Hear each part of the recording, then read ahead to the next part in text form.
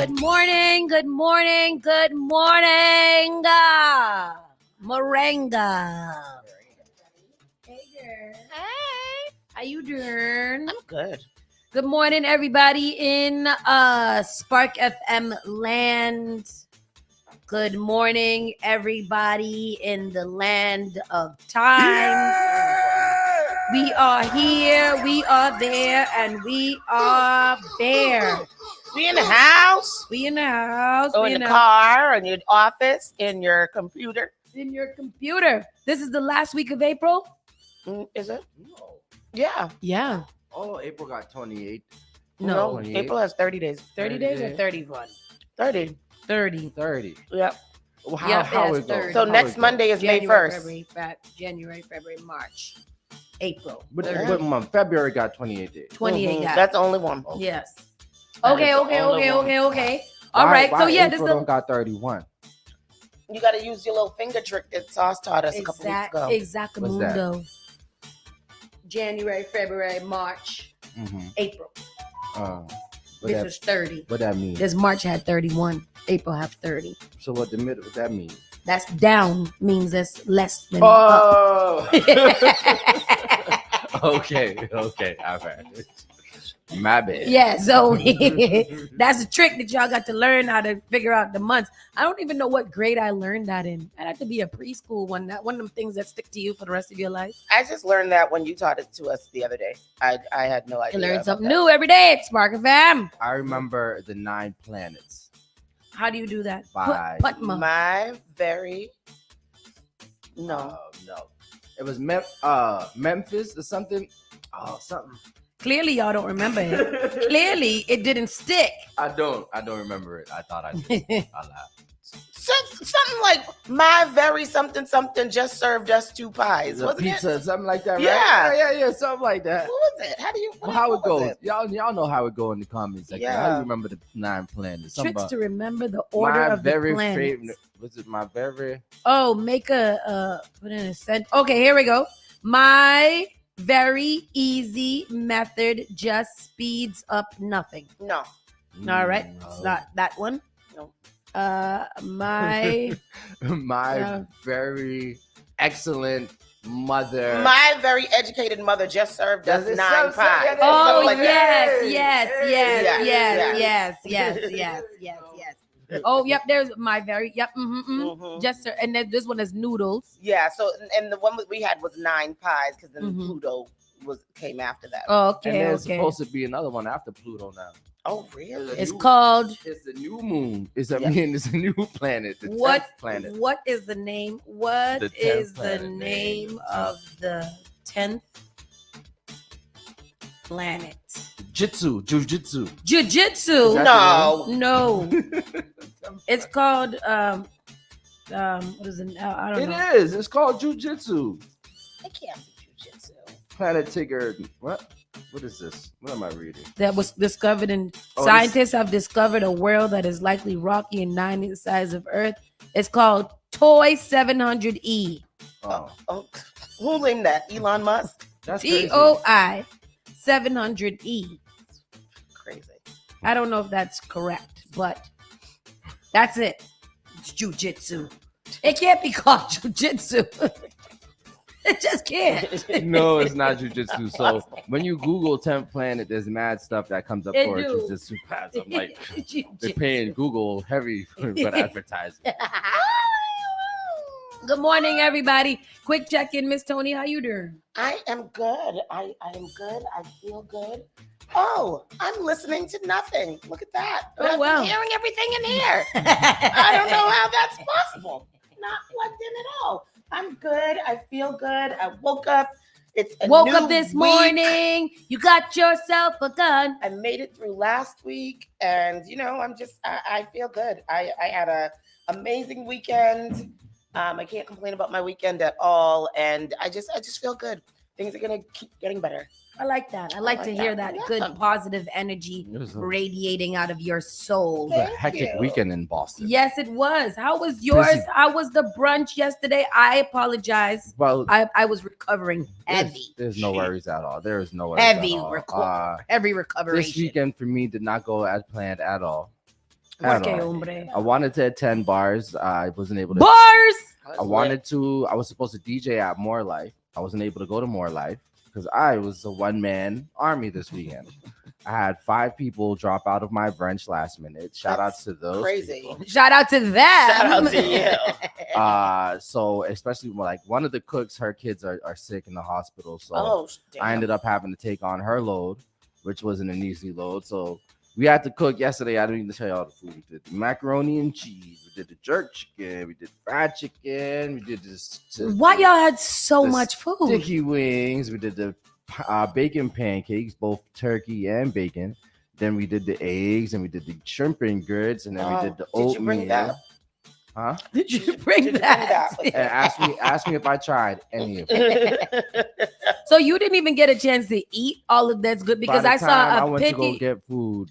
Video. It was gone. I saw a video of your food placement, and I was like, oh, I'm away. Tristan, y'all still there? I'm on my way. He's like, yeah, I'm in. So, but the shout out to everybody that came to the 420 brunch yesterday. It was really dope. It was just dope. It was just dope. All the food was gone. Everybody had a great time. Everybody just kept coming to me like, yo, this is a really dope event. You got to do more like this. So hopefully we do more. Got more to come. But how was bars? I was very jealous. Bars was phenomenal. I was very jealous.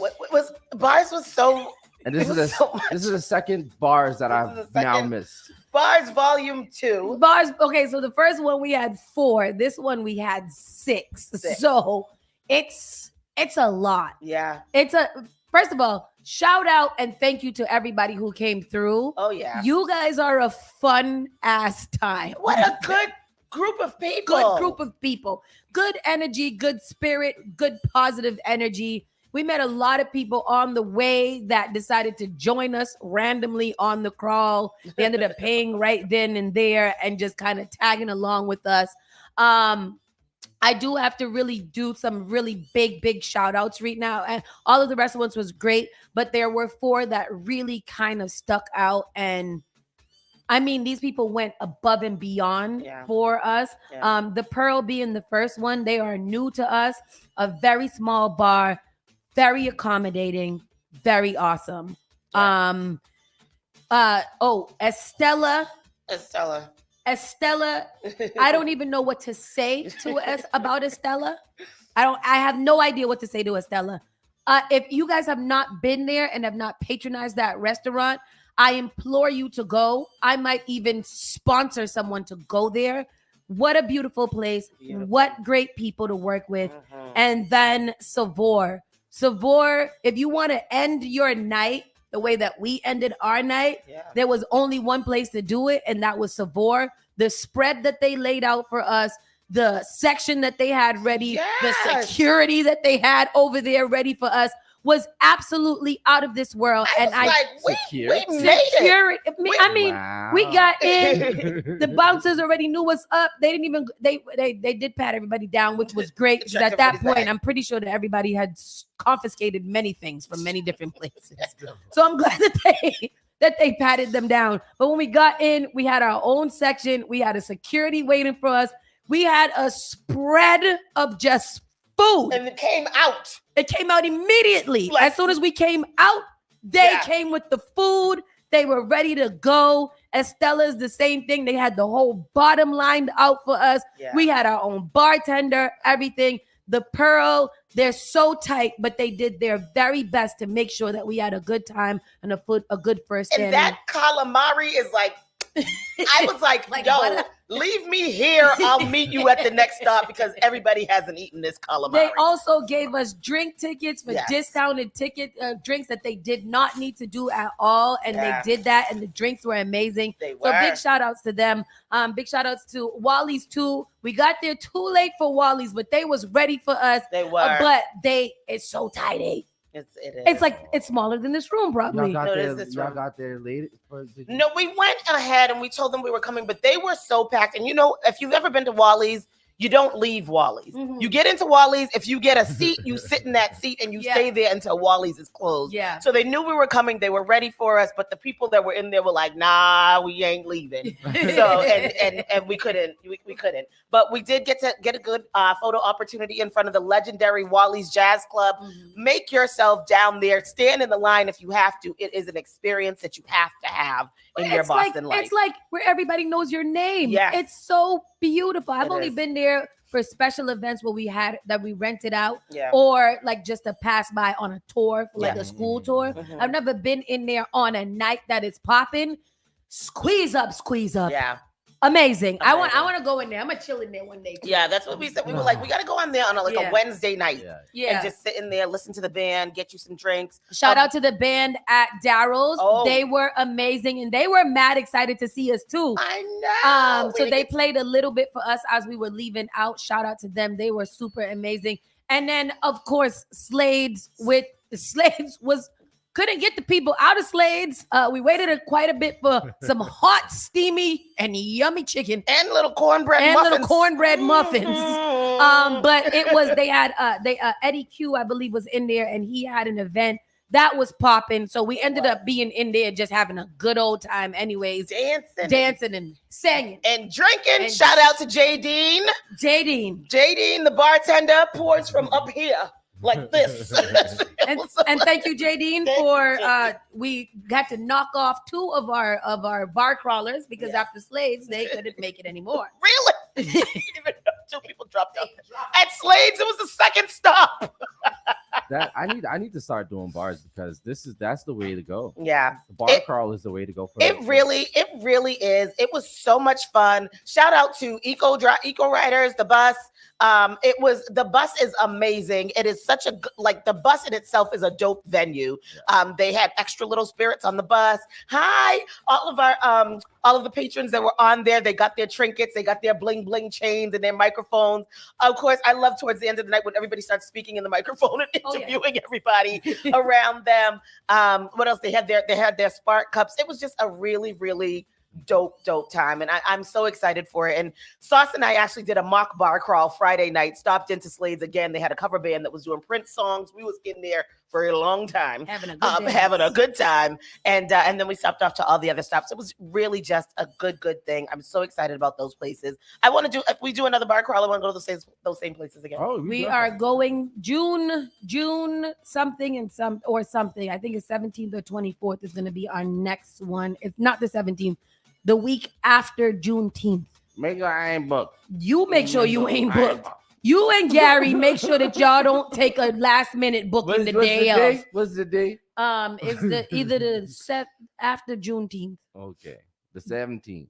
Yeah, it's because the 18th is Father's Day. Yes. Okay. Yes. Oh shit. That might, I don't know. But anyways, we'll figure that out. And I'm booked the 10th.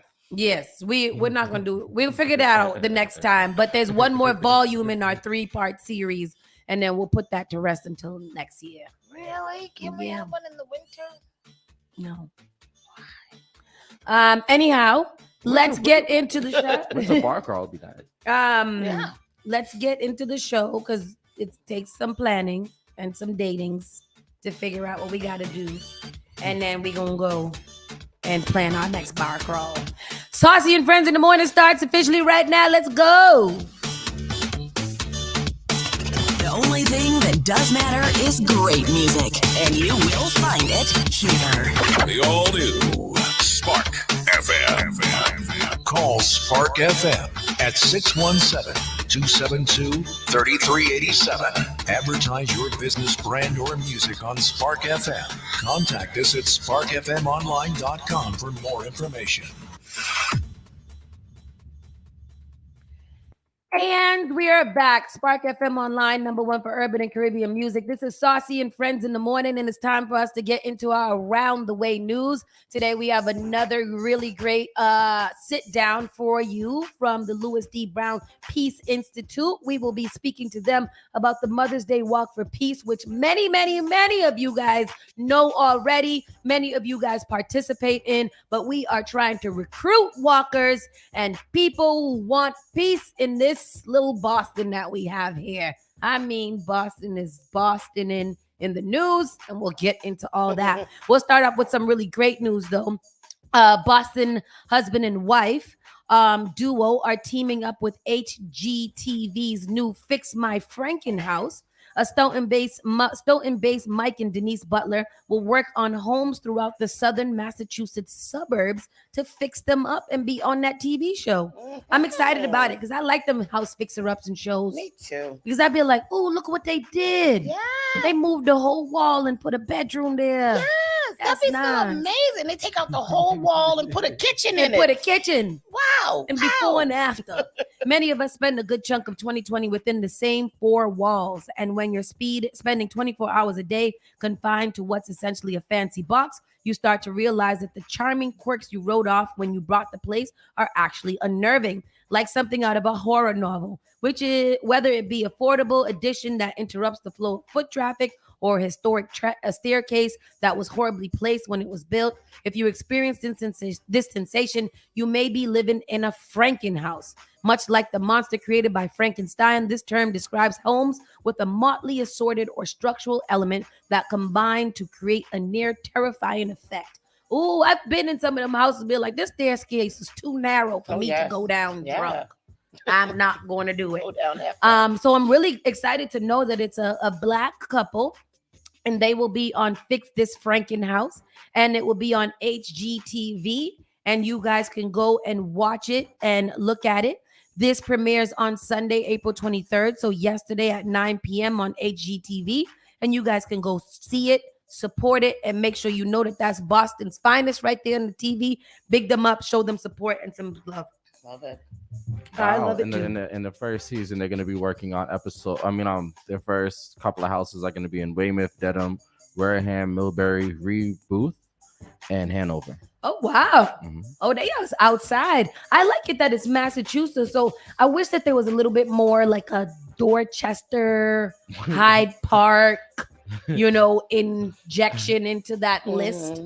Because again, I feel like when we do get these national platforms, we do a very, very poor job of showing the diversity within the state.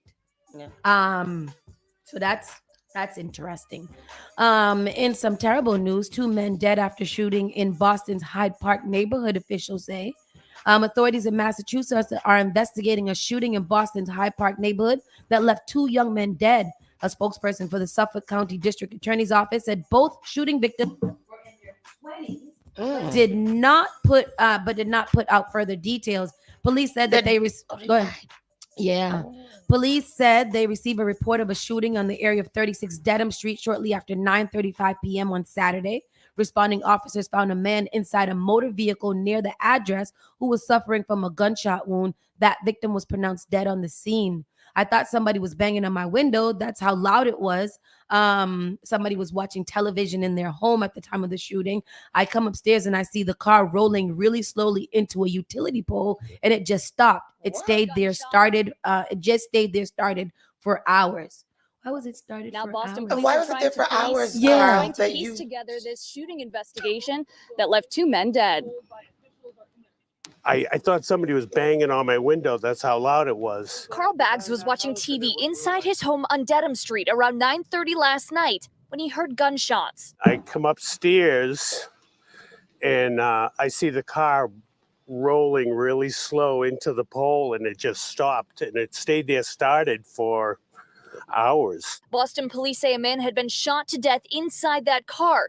Neighbors say it then rolled into a telephone pole. I had my son call the police when after we heard it and we saw the car rolling. I'm like, there's somebody definitely hurt in that car, As officers raced to the scene, police say another man who'd been shot walked into Milton Hospital, just 3 miles away, where he died. Wow. Investigators believe the man He is walked. connected to the shooting in Hyde Park. First time I've ever witnessed anything like that, Investigators had the dead-end street in Hyde Park blocked off for hours as detectives collected evidence. Now, neighbors are left waiting for answers and processing what's happened on their quiet street. It was like around 1 o'clock this morning when the car and the body were taken out of there. They had a tent over the car and everything. It was really crazy. Wow. You better report all the things, The district Carl. attorney's office tells us both That's of the so men who died were in their 20s. Their names have not been released at this point. Boston police tell me they are not releasing any information about any possible suspects. Live in Hyde Park, Wow. Emily Maha, WCVB News Center 5. Oh, wow. That's crazy. That is crazy. So the other one got shot and walked into the hospital and then later died. and then died. Wow. That's insane. Yeah. I mean, these stories are just kind of rampant these days. I don't know if they're rampant, but they are No, it's just definitely more. rampant. It's happening a lot. We've seen this foolishness a lot. A It's lot. scary. Black-owned business offering cannabis delivery in Boston. So have you guys heard about Zip Run? So Zip Run has now, they have now resided. What's the word? They are now established themselves. You know, Morrissey Boulevard, when you're about to get onto the highway, or Cape on Morrissey, where it used to be that old antique furniture store. It was a Zozio or something like what that. is a Vizio furniture? or something like a furniture. Yeah, next to the gas station the in gas Planet station. Fitness. Mhm. They are Oh. now, they have Mhm. now take Zip Run. Zip Run is a Black-owned business in Dorchester. It's the first to offer cannabis delivery in Boston. The business has a cannabis warehouse in Boston and can make cannabis deliveries in just minutes. It's a product of a state social equity program aimed at providing business opportunities to those most impacted by the war on drugs. We started with an idea, and what the idea became was beyond our imagination, said Ellis, who is one of the owners. And here's a clip from that news. Ubaka has the story. There's a new business budding in Boston. Zip Run is the first cannabis delivery warehouse within city limits. How you doing, Thomas? It's a product of Massachusetts' social equity program, which focuses on giving business opportunities in cannabis to those most impacted by the war on drugs. I don't think we could have even envisioned this reality. And I think that's the most important thing, is that we started with an idea, and what the idea became was beyond our imagination.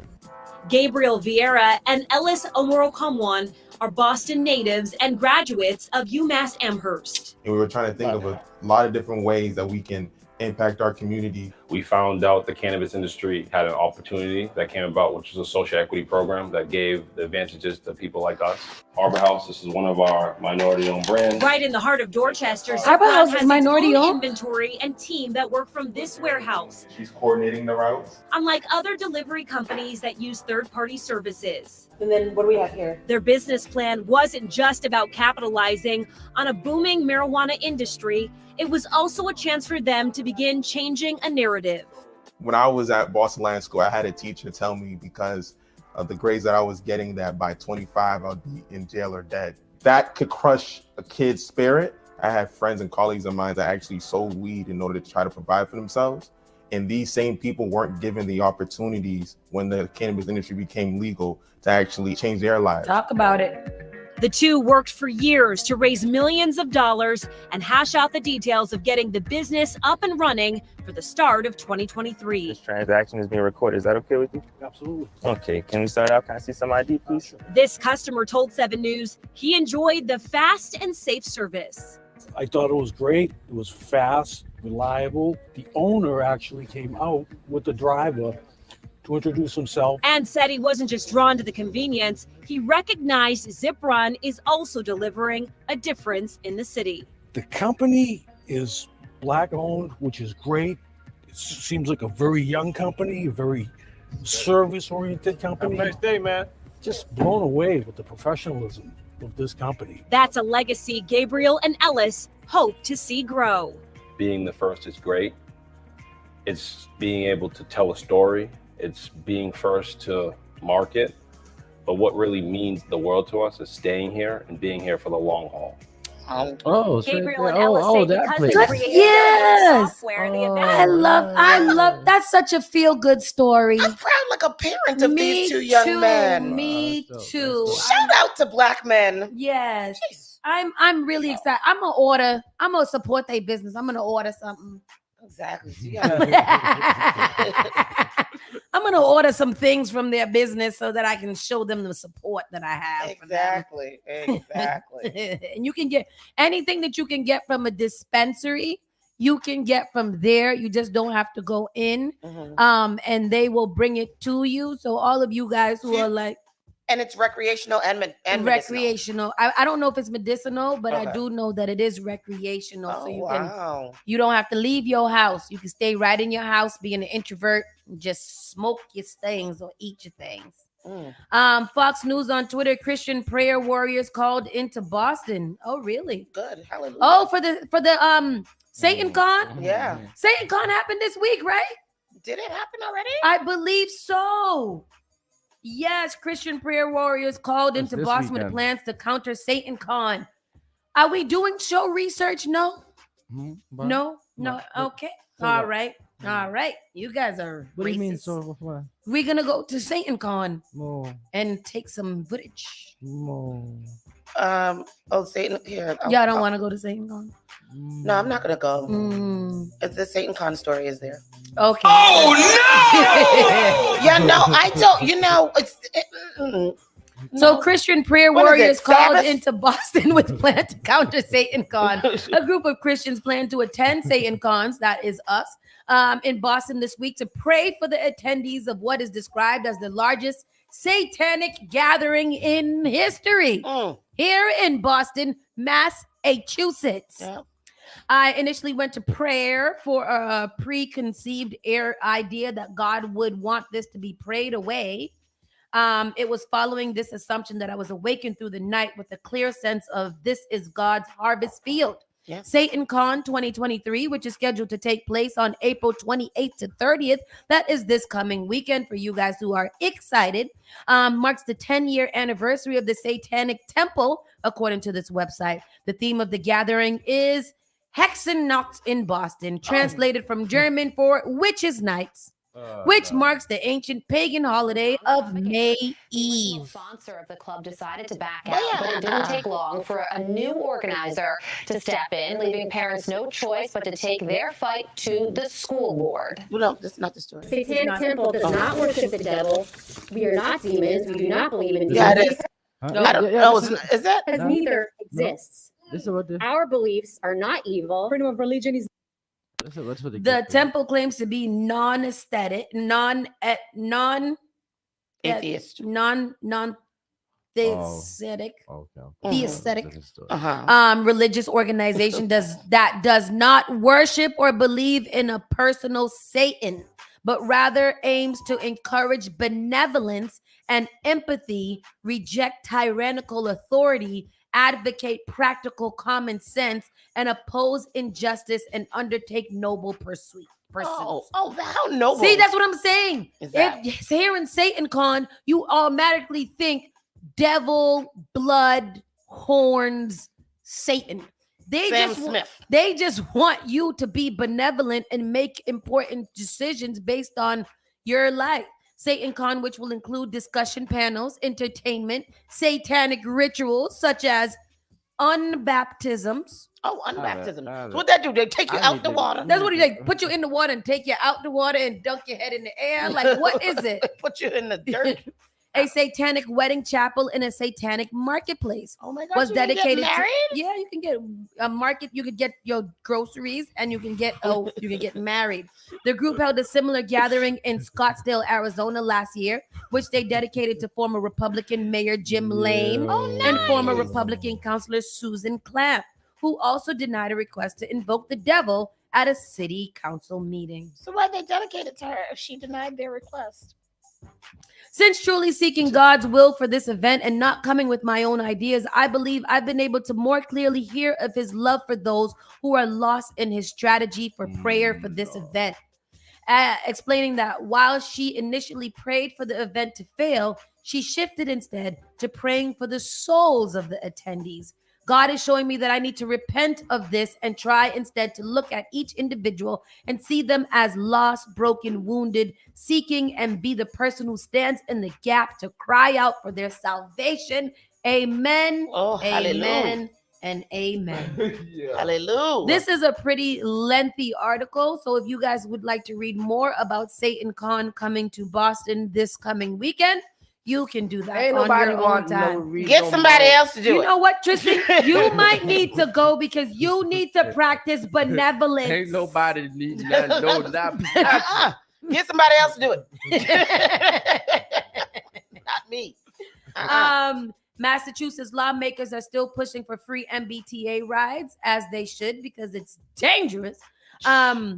But that would be good. Right now, the 28s and the 23s, those 3 buses that go through Boston or urban Boston are still free. So you guys should ride them and go to work. I was hearing Tales from the T yesterday.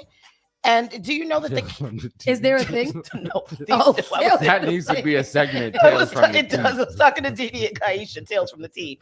And they were telling me about how the kids are now pressing the intercoms on the trains and showing them things like suck my dick on the intercoms over the train. What is wrong with y'all? How do you do that? Why y'all doing that for? I didn't know you had. Ain't it the emergency intercom if you need to They get doing the it. dispatcher? They doing it. Where's that at? Where's those buttons at? I don't know, but they said that's what they doing. And they be seeing people just come on the T, start punching at people and all that. I'm not taking this off. I mean, they think life is Grand Theft Auto in real life. They're taking the seriously. T. The young people are taking the T to go and rob phone repair shops. Taking the T. Boston police report arresting 2 14-year-olds. I'll start the statement again.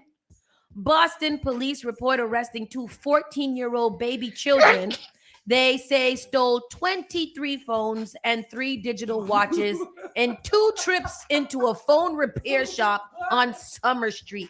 I will read it again for you guys. Them babies is entrepreneurs. There's some parents out here who didn't know where their 14-year-olds were the other 2 days, and they was over there robbing the stores of phones. Again, Boston police report arresting 2 14-year-olds. They say stole 23 phones and 3 digital watches, and they took 2 trips to do that.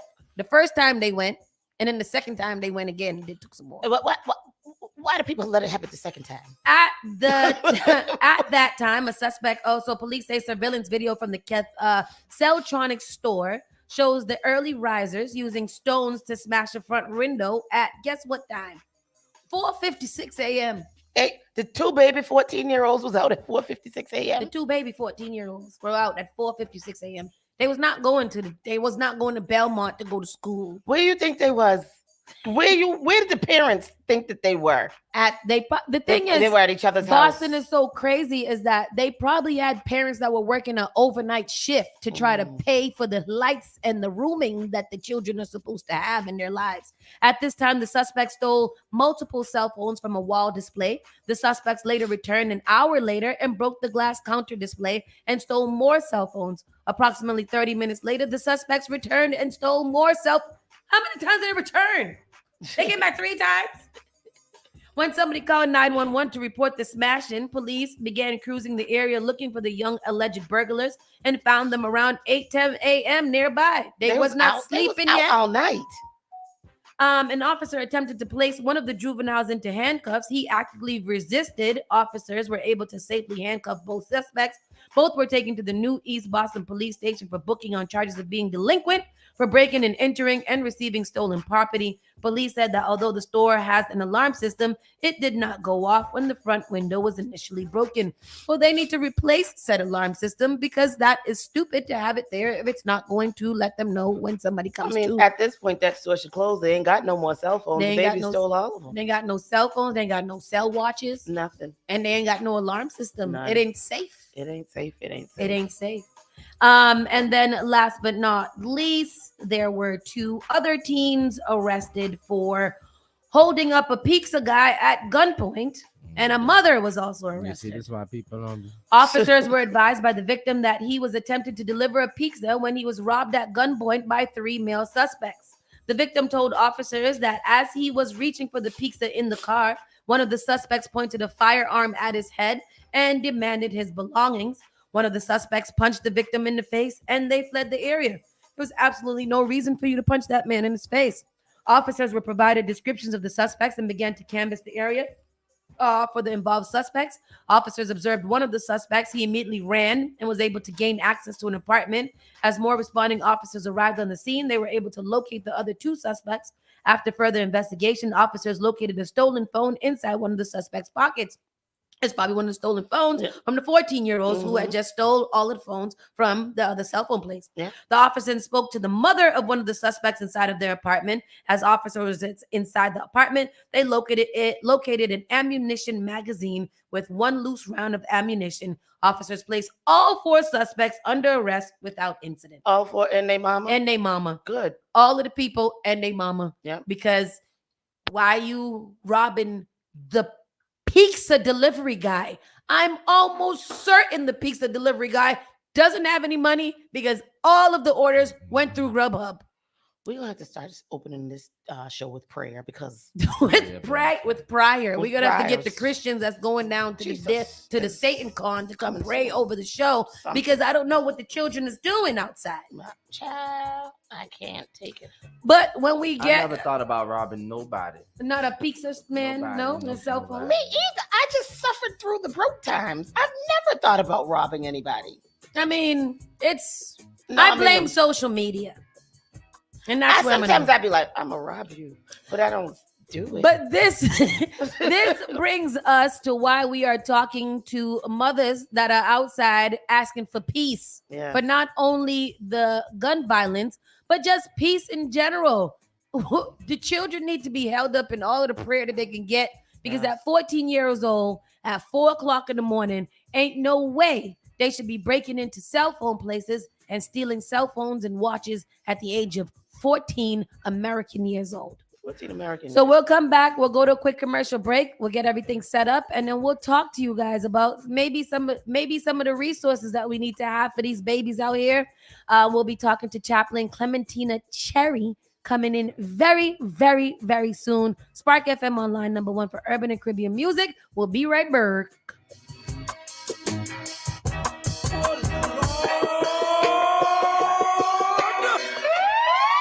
You're listening to Saucy and Friends in the morning with Miss Hot Sauce, Miss Tony, and Rockstone Triz.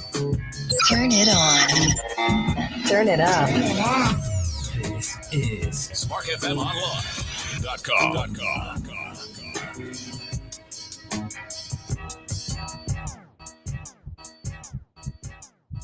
How healthy is your heart? Believe it or not, half of the country has at least one risk factor for cardiovascular disease. Hi, I'm Senator Liz Miranda from Massachusetts. February is American Heart Month, a perfect time to focus on our overall health and well-being. It is important to know that high blood pressure, high cholesterol, and smoking increase the risk of heart disease. But did you know women, rural Americans, and racial and ethnic groups are also disproportionately impacted? While not all of these factors are controllable, we can take preventable steps to stay healthy. Regular exercise, eating a balanced diet, and not smoking are a good place to start. Make an appointment with your healthcare provider today to assess your risk. If you have heart disease, monitor your blood pressure and keep up with your healthcare visits. For more, visit womeningovernment.org. Finally Home is a must-read step-by-step guide that will equip any first-time home buyer with the knowledge they need to confidently make informed decisions. This book provides answers in simple and clear terms to most, if not all, of the questions you may have about credit, home ownership, and generational wealth. Finally Home equips the reader with the confidence to be engaged with the home buying process without feeling vulnerable or exploited. Tailor-Made Real Estate Easy is not just a catchy hashtag. It is real estate agent and radio personality Taylor Andre's goal. A goal to simplify one of the most challenging processes you will go through as an adult. A goal to educate you properly on credit and teach you the strategies to finding the home of your dream. It is not just a good book or an easy read. It is the secret to a seamless home buying experience.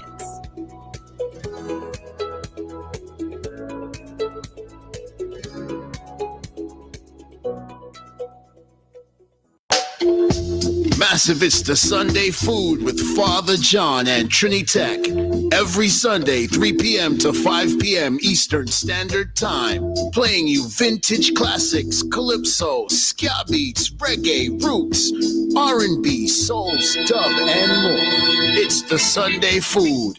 Every Sunday, 3 p.m. to 5 p.m. Eastern Standard Time. Spark FM Online. Advertise your business, brand, or music on Spark FM. Contact us at sparkfmonline.com for more information. The all-new Spark FM. Spark FM. Come on. Spark FM. Chick a man be ballin', these chicks pigeon toed, some of them be crawling. Spark FM. Oh gosh, it's me again. New England's #1 urban Caribbean music. Radio. Spark FM.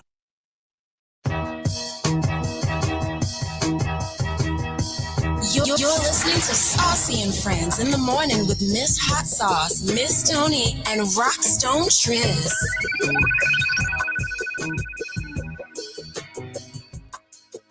Spark FM Online, #1 for urban and Caribbean music. We are back. And as always, like we said, we got some special people in here today. Okay. We got some special people in here today. We have Chaplain Clementina Chery. And I don't want to, I always mess it up. Charlita, come close. You can bring that with you. The mic will follow you wherever you are comfortable. You can bring it down. You can bring it up. Hi, guys. Hey, Hot Sauce. I just want them to see you. I'm going to help Tristan out. There we go. Turn it over a little bit, Mr. Tony, Like up there. Turn it back a little bit. Yep, right there. All right. Now we got all three you guys in here. And this is the Louis D. Brown Peace Institute. We are talking about the Mothers Walk for Peace that goes down on Mother's Day weekend. But first of all, tell us about the Peace Institute, what it is for people that don't know. Thank you so much. It's so exciting to be here with you guys this morning. The Peace Institute was founded after my 15-year-old son, Louis, was caught in the crossfire of a shootout 15 minutes really from his home. 30 years ago.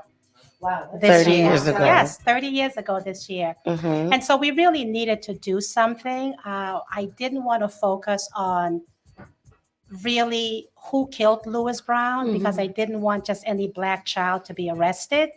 I wanted to really focus on who was Louis Brown. Yeah. You know, and Louis was every mother's dream, every mother's child. He sure was. He joined the Teens Against Gang Violence, which again, he was invited to that by Tony Johnson, and that is really when Louis found who he was, and he found a platform again of wanting to be with his peers and to shift that mindset of how we look at young people in urban settings. Yeah. And so, yet Louis was always concerned that if by the time he became the first Black president, he was things going to didn't be change. Yes. His friends would either be dead, addicted to drugs, or in jail. And then he would still rely on us, the same old blood.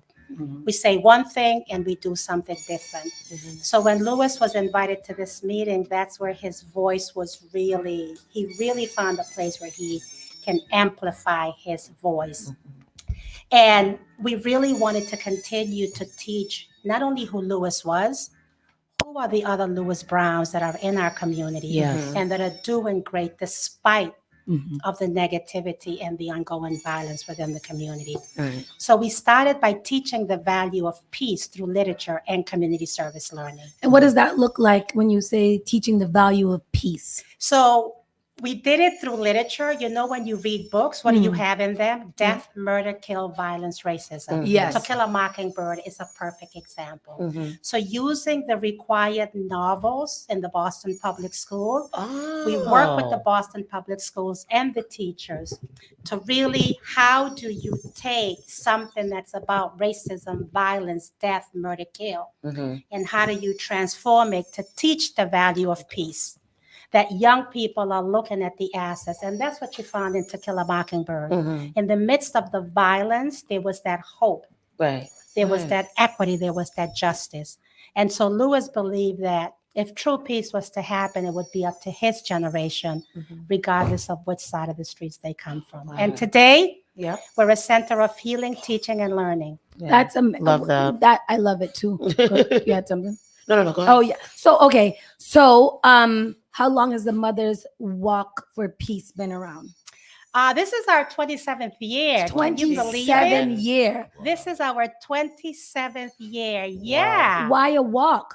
Why a walk? It's again within our communities, people of color, people in the urban settings. We're always looking and we're always promoting the negative aspect of who we are. Yes. When Lewis was killed, this was a public event.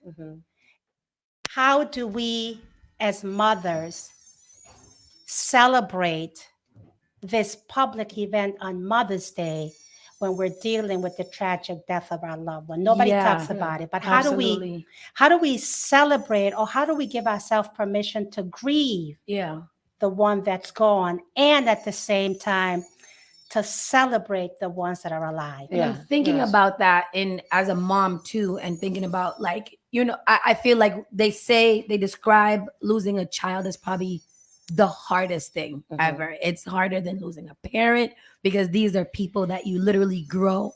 So it's amazing to me that mothers, while in their all grief, and there's probably some mothers that probably lost somebody the day before or the day of or whatever, because of everything. What does that do to be around community with other parents and family that are going through the same thing? For me, it gave me permission. Okay. It gave me permission to mourn the fact that Lewis was not going to give me runny eggs, burnt toast, and bitter coffee Mother's Day, while at the same time it gave me permission to celebrate and then to look around. I am not going through this alone. And then to take away or to bring back the origin of Mother's Day. That's exactly what Mother's Day was about. And we turned it into a hallmark. And roses, greeting cards. And everybody's, I didn't get nothing from Mother. Exactly. Listen, there are people that can't. You guys have been at this event. Yeah. You watched the community that started with a few handful of mothers to now this is one of those events. And I'm going to claim it, like the marathon, like the Walk for AIDS, the Walk for Hunger. Yet the difference with this, it's in the community. Right in the community. And that has it's been rampant right now, because often, like, we're dealing with it with the marathon. We're dealing with a lot of and we just talked about it just now. When we have these big platforms that people come here to do, it's often in communities that are not very diverse. So it does a really bad job for showing the complete narrative of the makeup of Boston. We're heavy out here. And for the Mothers Walk for Peace, and this goes through what neighborhoods? So I'm going to turn it over to Charlene because we changed the route. It's coming back. I think the route so it's coming back to Dorchester, which everybody is so happy. Right. So I'm going to turn it over back to Charlita to share that. We're going to be back in Dorchester. This year, our route is the shortest it's ever been to create more accessibility. So we'll be going from Townfield. I don't know the exact streets, but it's on our website at mothersdaywalkforpeace.org. Townfield, Dorchester Ave. Dorchester. So we'll be staying in Dorchester. So we're going from Townfield back to Townfield. It's about 4.3 miles. So that's an hour and a half. What was it before?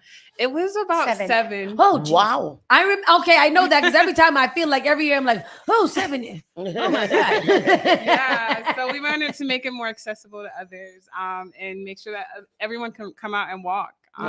So we're starting at 8 a.m. on Mother's Day, May 14th at Townfield Park. We'll be having a short little morning ceremony, and then we're going to kick off the walk. And then after the walk, we're coming back to Townfield to have a closing rally to just celebrate. I love it. As a community, dancing, performances. Last year was so much fun.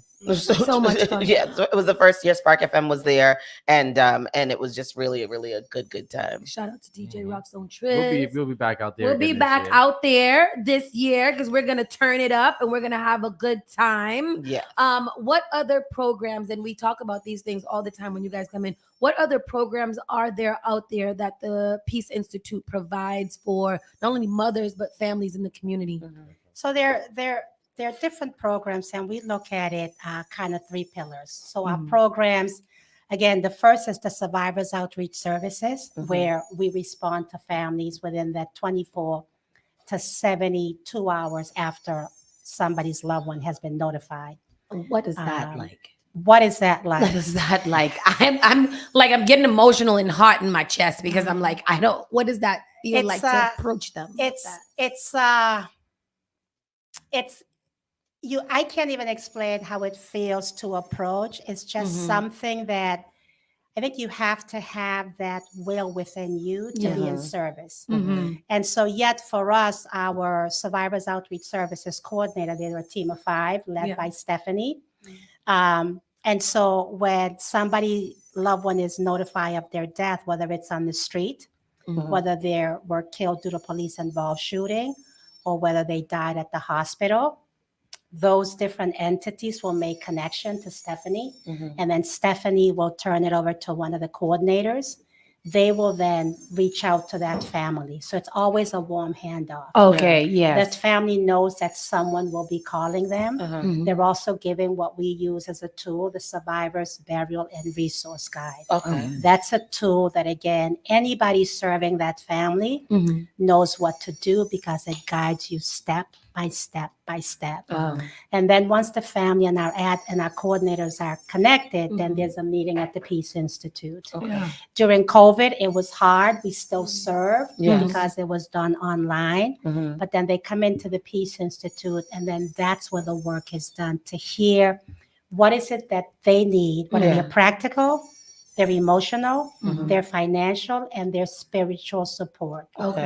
And so we assist them in coordinating those services, how to select a funeral home that accepts the state's victim compensation as a form of payment. And we provide what's called a rest in peace fund. Cemeteries want their money up front. They do not wait. They don't have layaway plan. Really? They don't have a payment plan. So what we do is that we provide that upfront money, depending on which cemetery, 3,000, 5,000, 6,000, depending on the cemetery. Wow. Yeah. So the reason for us to do this walk is to raise funds. So that families are able to bury their loved ones with dignity and compassion. Yes. Last year, we spent about 170 something thousand just in cemetery costs. And that just puts things in perspective anyways, a very chilling perspective that's how many people have lost their lives. What do you get contacted every time? Every time, yeah. If they die on the street, either the Boston Police Department Family Resource Officer will connect with Stephanie. If they're killed, if it's a police involved shooting, our Suffolk County District Attorney will also make that connection, the advocates. If they go to the hospital and then they pass away in the hospital, depending on which hospital, Beth Israel Deaconess, Boston Medical, Brigham and Women, and Mass General, they all have what's called violence intervention specialists. Upon their demise, then again, the violence intervention specialist will make sure the family gets a survivor's burial and resource guide, and then they will let the family know, can they connect us, because the Peace Institute can guide them. And then they will make that connection, and that warm handoff, it happens. And sometimes it's the funeral home that would make that connection, or sometimes it's families that we have served that will also make that connection. Wow, that's amazing. I can honestly say that Lewis's death changed the trajectory of a lot of people's lives. But I would like to know, you've been doing this now for about 27 years. The Mother's Day walk. The Mother's Day walk. What motivates you to continue to, like, what makes you wake up every day and continue to do this? Because I know it's a lot. It can be traumatizing, re-traumatizing, and it's just a lot to deal with. So what makes you? There is a lot. First, for me, I had to go through my own anger with God. I have to go through my own disappointment of society. I just had to go through it all. And then once I stopped blaming and feeling guilty, I surrendered to God. Went back to my priest, the late Father Von Yu. Went back to church, and while they didn't have answer for me, I heard from God, you will teach my peace to my people. And I laughed and said, but as Catholic, I'm Catholic. We don't have women priests, you know. And I certainly can't be a nun because, you know, I had a child out of wedlock, so I don't know how God's going to use me. Too late. It really is too late, seriously. And again, what I've learned, when you talk to God and if you believe in God, God will tell you what to do. Yeah. And so God really said to me, you will teach my peace to my people. But first you will seek me. And then when you seek me, you will receive me. Yeah. And when you receive me and believe in me, then you will experience my peace. And I said, how? He guided me to John 14, verse 27. Peace I leave with you. My peace I give to you. I do not give it as the world does. Do not let your heart be troubled and do not be afraid. I type that on pieces of paper. I put it on my mirror, in my bag, everything. I put it for my children to focus on the peace of God that surpasses human understanding. I mean, and then I was guided by 7 principles, which is what we use today. Okay. Love, unity, faith, hope, courage, justice, and forgiveness. Strong. So I do my own inner work. Oh, yeah. And onto that same question, for the people that work with you, a lot of the people have experienced that same type of pain and that same type of tragic loss.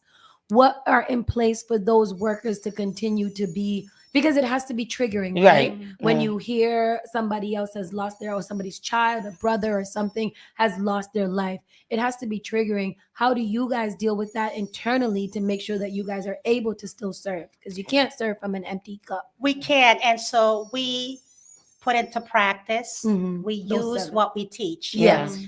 We also provide self-care stipend for them. And Shalita, as a staff person, can share more on that. We provide self-care stipend for them when there are lots of the high profile, or even sometimes someone in the office is connected with the person that was killed, or they're connected with the person who was arrested for killing. So within our community, we're losing at both ends. And we have to serve at both ends. So what we do is provide a space where we can do their own inner work, the frustration, the anger, all those emotions that come with it, and making sure that there's a safe space. There's also what we call a healing modality called peace play in urban settings. We want to share more about that, but that's another conversation. It's again, what's it called? Peace play in urban settings. Peace play in urban settings. Okay, yes.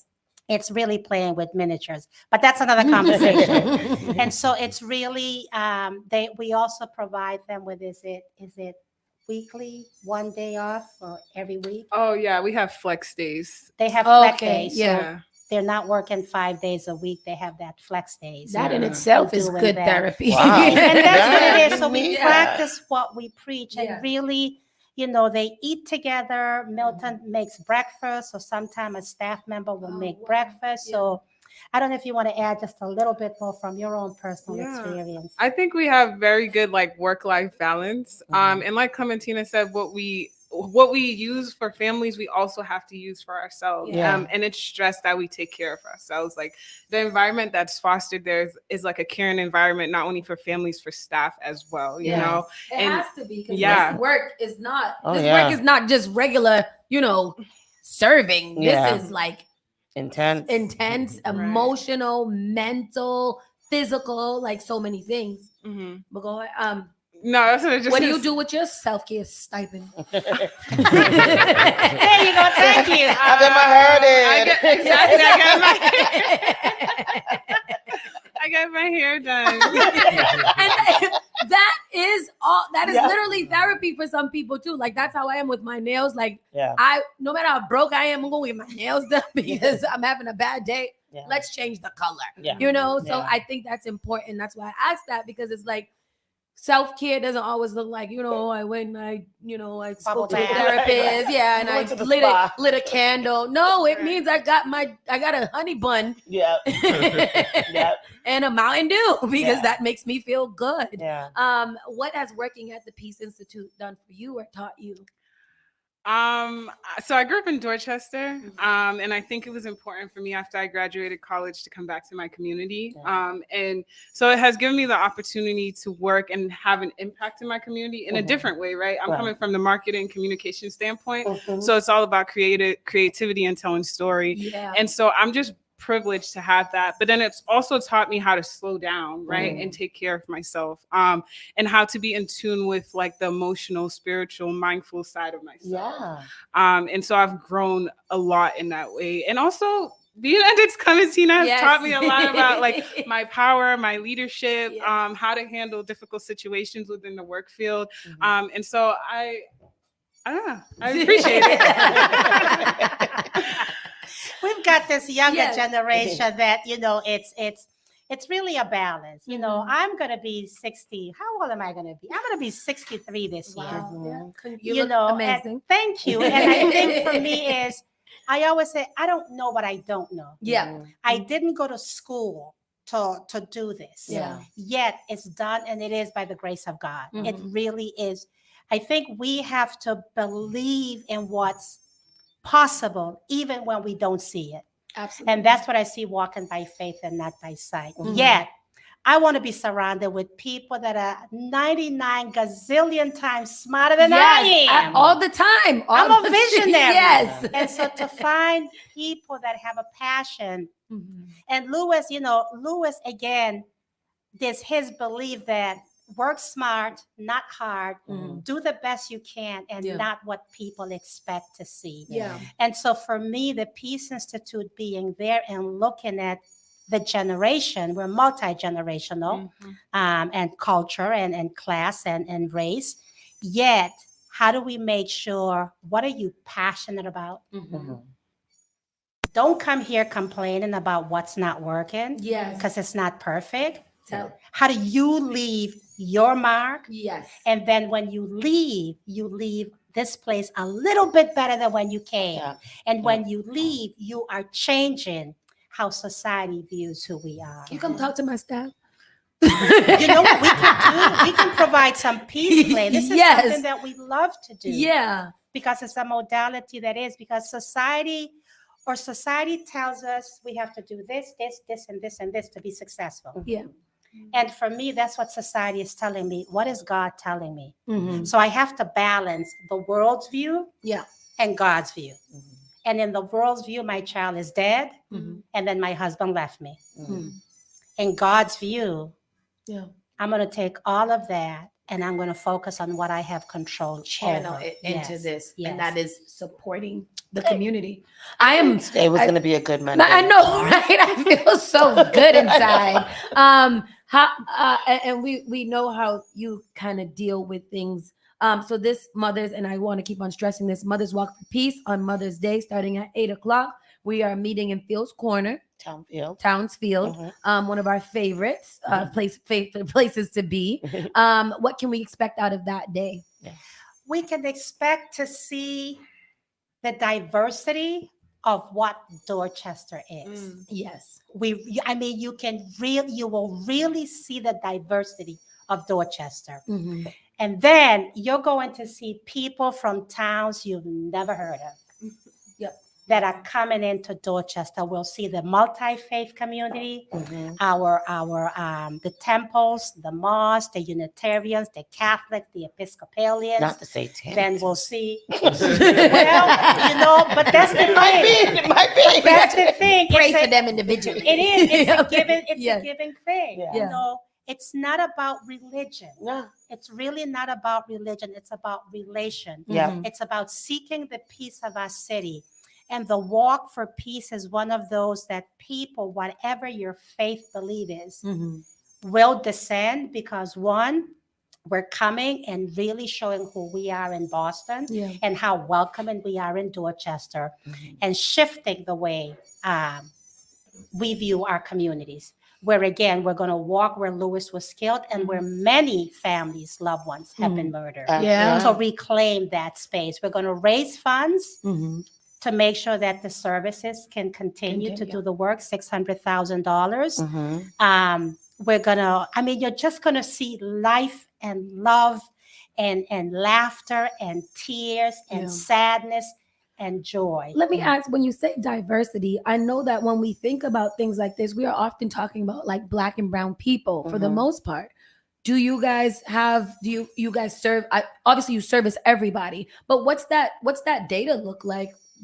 Black and brown versus, you know, our white and even our other counterparts. The Vietnamese are in that area. There are white people. There are Spanish people, Latinx, all kinds. What is that? So we're still working on our data. We're not data people, and Yeah. we're still working. We are really Yeah. working because America is about numbers.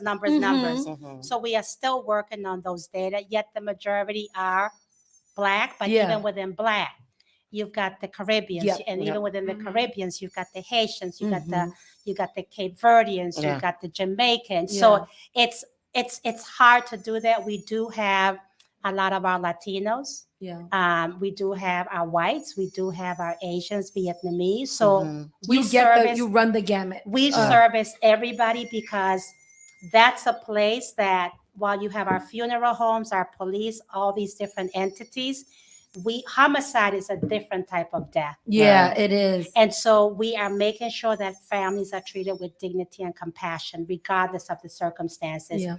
It's also looking at, there are a lot of undocumented families. Oh, yes. And so they don't know where to go because they're fearful if they do go for services, they'll get in trouble. and they will be deported.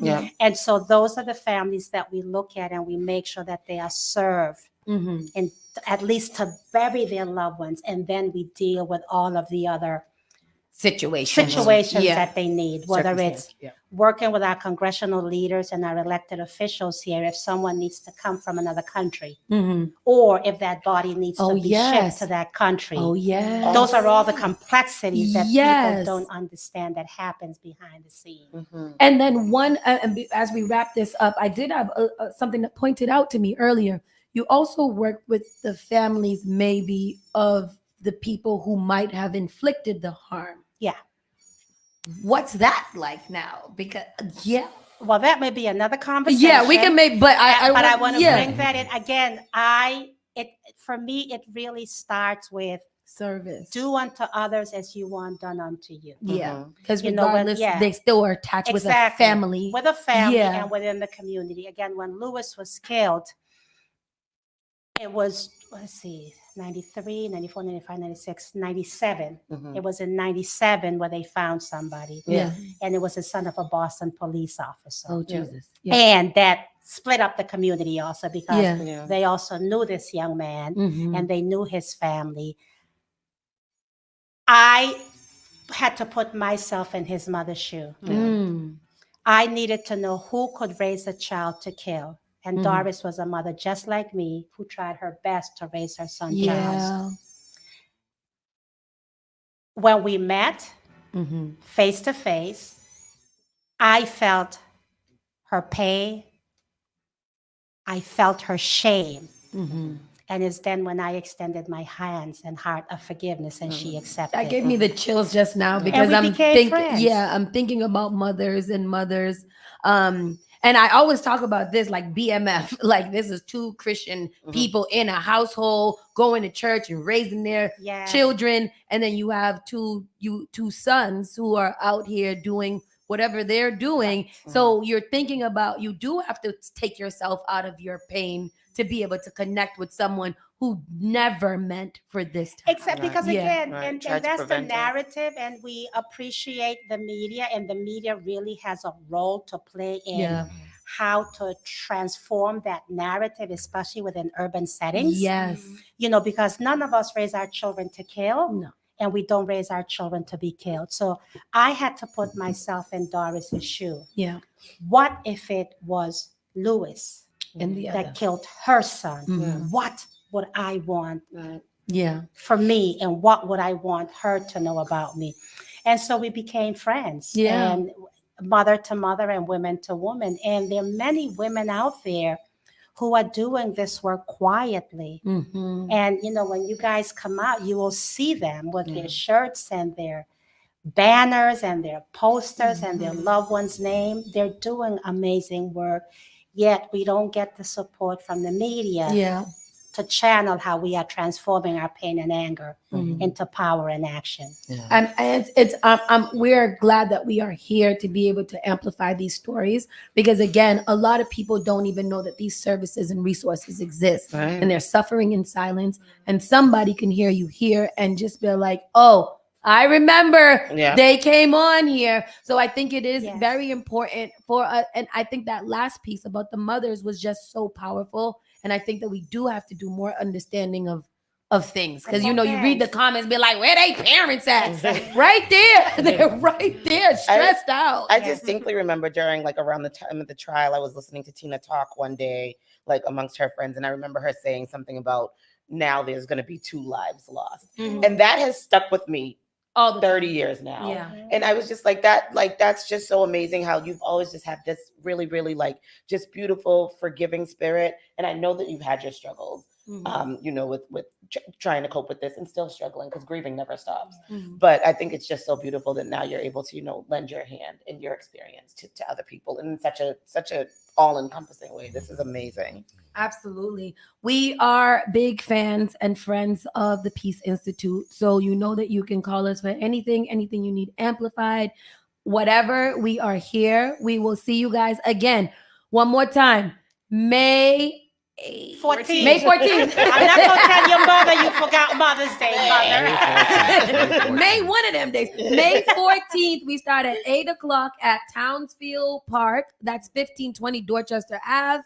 Registration starts at 7. The program starts at 8, and then we kick off and start walking around 8:30. It is a shorter route, so everybody was like all afraid. Me. You guys go out there and walk your 4 miles and come celebrate with us at the finish line. See some great acts, hear some good music, probably be some foods and things, all kinds of things around there. And walk. You know, if you have somebody that you lost, represent for them. If you don't, just come out there and support.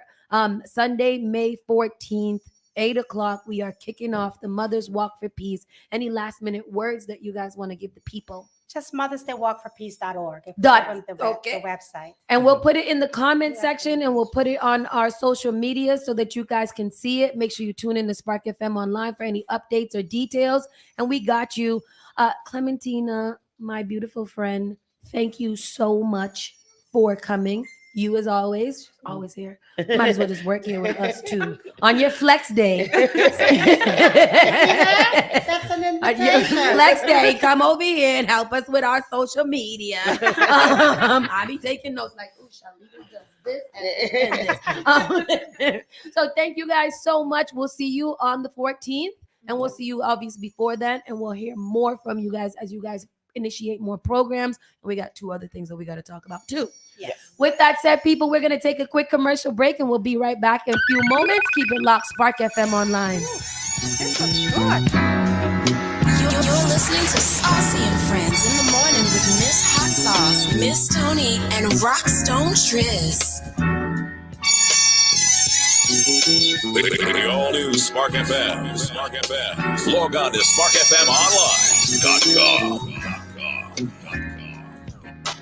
Boston and surrounding communities. Boston Lesbi Gay Urban Foundation and Fenway Health Center is coming to inform you on how important it is to protect yourself from COVID-19. Let's get vaccinated. Let's encourage our loved ones and community friends and family to get boosted. Getting a COVID shot and a booster shot will help save more lives. Guess what? If you receive a vaccination, Blue will give you a 1-day pass to any Urban Pride event, July 1st to July 3rd, 2023. To get connected to a health center near you, email info@lesbiagayurbanfoundation.org or visit the CDC website to learn more. Yamba Market. Visit the first Black-owned dispensary in Cambridge. Yamba Market's mission is to participate authentically in building a socially restorative adult cannabis market in Massachusetts and beyond. Their commitment to the Yamba family is to provide an inclusive and exemplary experience focused on a broad selection of unique strains, quality products, and customer journey. Open from 11 a.m. to 11 p.m. every day. 580 Mass Avenue, Central Square, Cambridge, Massachusetts. Registration at yambamarket.com. Finally Home is a must-read step-by-step guide that will equip any first-time homebuyer with the knowledge they need to confidently make informed decisions. This book provides answers in simple and clear terms to most, if not all, of the questions you may have about credit, homeownership, and generational wealth. Finally Home equips the reader with the confidence to be engaged with the home buying process without feeling vulnerable or exploited. Tailor-made Real Estate Easy is not just a catchy hashtag. It is real estate agent and radio personality Taylor Andre's goal. A goal to simplify one of the most challenging processes you will go through as an adult. A goal to educate you properly on credit and teach you the strategies to finding the home of your dream. It is not just a good book or an easy read. It is the secret to a seamless home buying experience.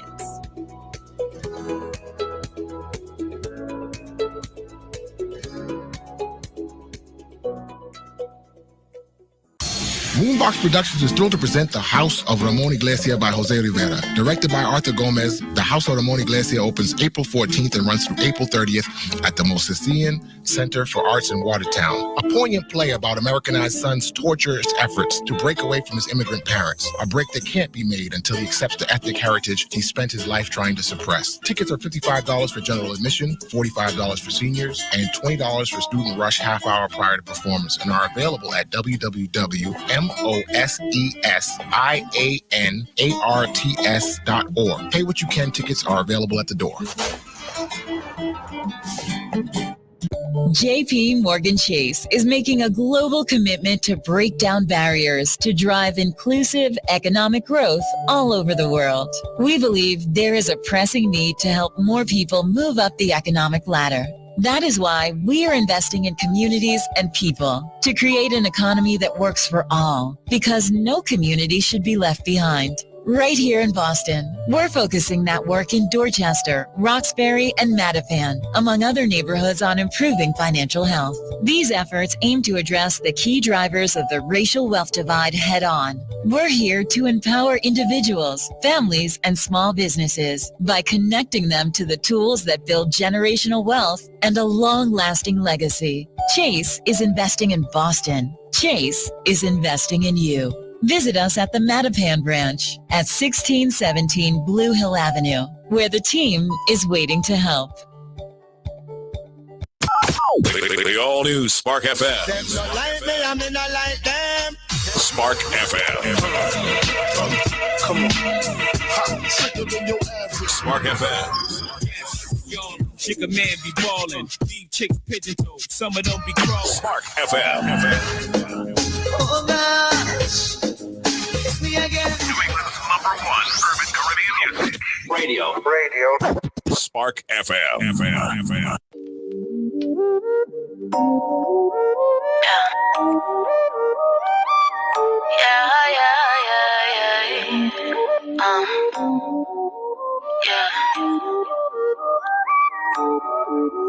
I got the sauce, yeah, I'm saucy. You peep the walk, yeah, I'm flossing on them, you can't get enough. You know you want this, cause I got the sauce. Catch my drip. I got the sauce, yeah, I'm saucy. You peep the walk, yeah, I'm flossing on them, you can't get enough. You know you want this, cause I got the sauce. Catch my drip. Drip me on. You're listening to Spark FM. Online.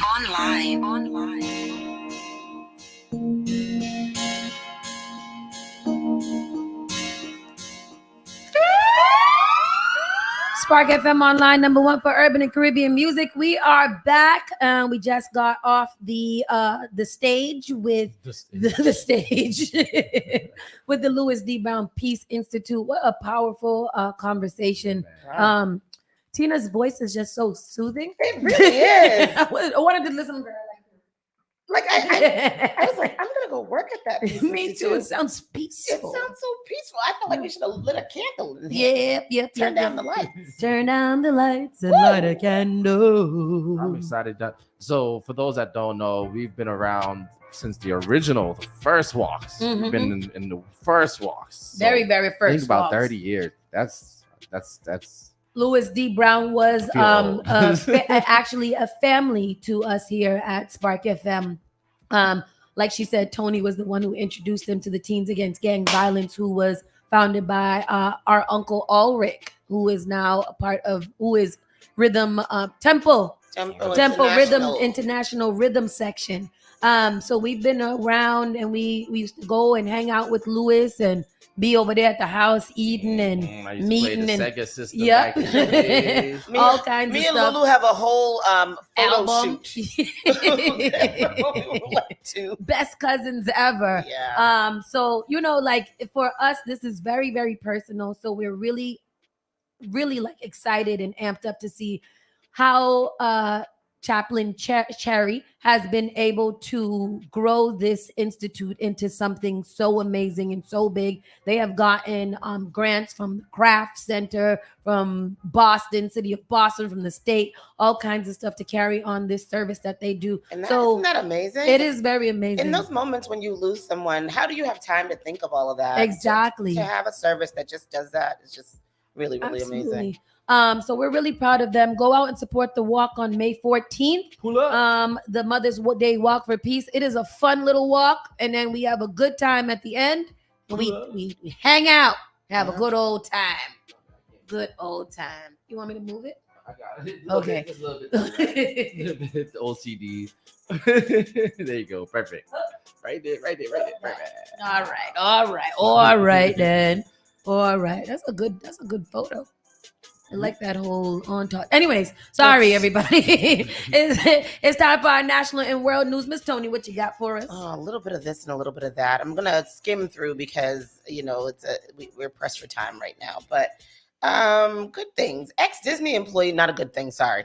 Ex-Disney employee is allegedly shot videos up women's skirts. Why were they wearing skirts to Disney World in the first place? Ain't you gonna ride on the ride? You got to wear a skirt. Exactly. Skirt. So the ex-Disney employee has allegedly did that. He's a bad brute. Send him to jail. Gayle King and Charles Barkley are to host a new primetime show. How do you think that's gonna work? Do you think their dynamic works well together? It's going to be on. Who is it? Gayle and who? Charles Barkley and Gayle King. Really? Ain't that kind of Snoop and Marfish? I don't get it, but it might make a good dynamic. CNN will be the home to a new weekly primetime show featuring Gayle King and Charles Barkley, the news network announced. King and Barkley sat down together on TNT's NBA Tip-Off Saturday to discuss the details of the live show titled King Charles. Get it? Oh, I see what they did there. I see what they did. That's whack. I know. That's so whack. I want the show to be non-political, said Barkley, though he added that the show would touch on politics. Gayle King is going to be a straight shooter. I'm going to be a straight shooter, he added. I know she's going to be fair and honest, and I'm going to do the same thing. What exactly the show is about, I'm not quite sure. Topics covered on the show would range from hard-hitting topics like gun control to lighter fare like food and pop culture. You guys see a little clip. Let's look at a little clip and see what it looked like. I got an issue with this clip because she looked like talk about politics. You can tell she got a head full of cornrows under that wig. A liberal, conservative, Republican, Democrat. That's one of the things that's already run television in general. And I know she's going to be a straight shooter. I'm going to be a straight shooter.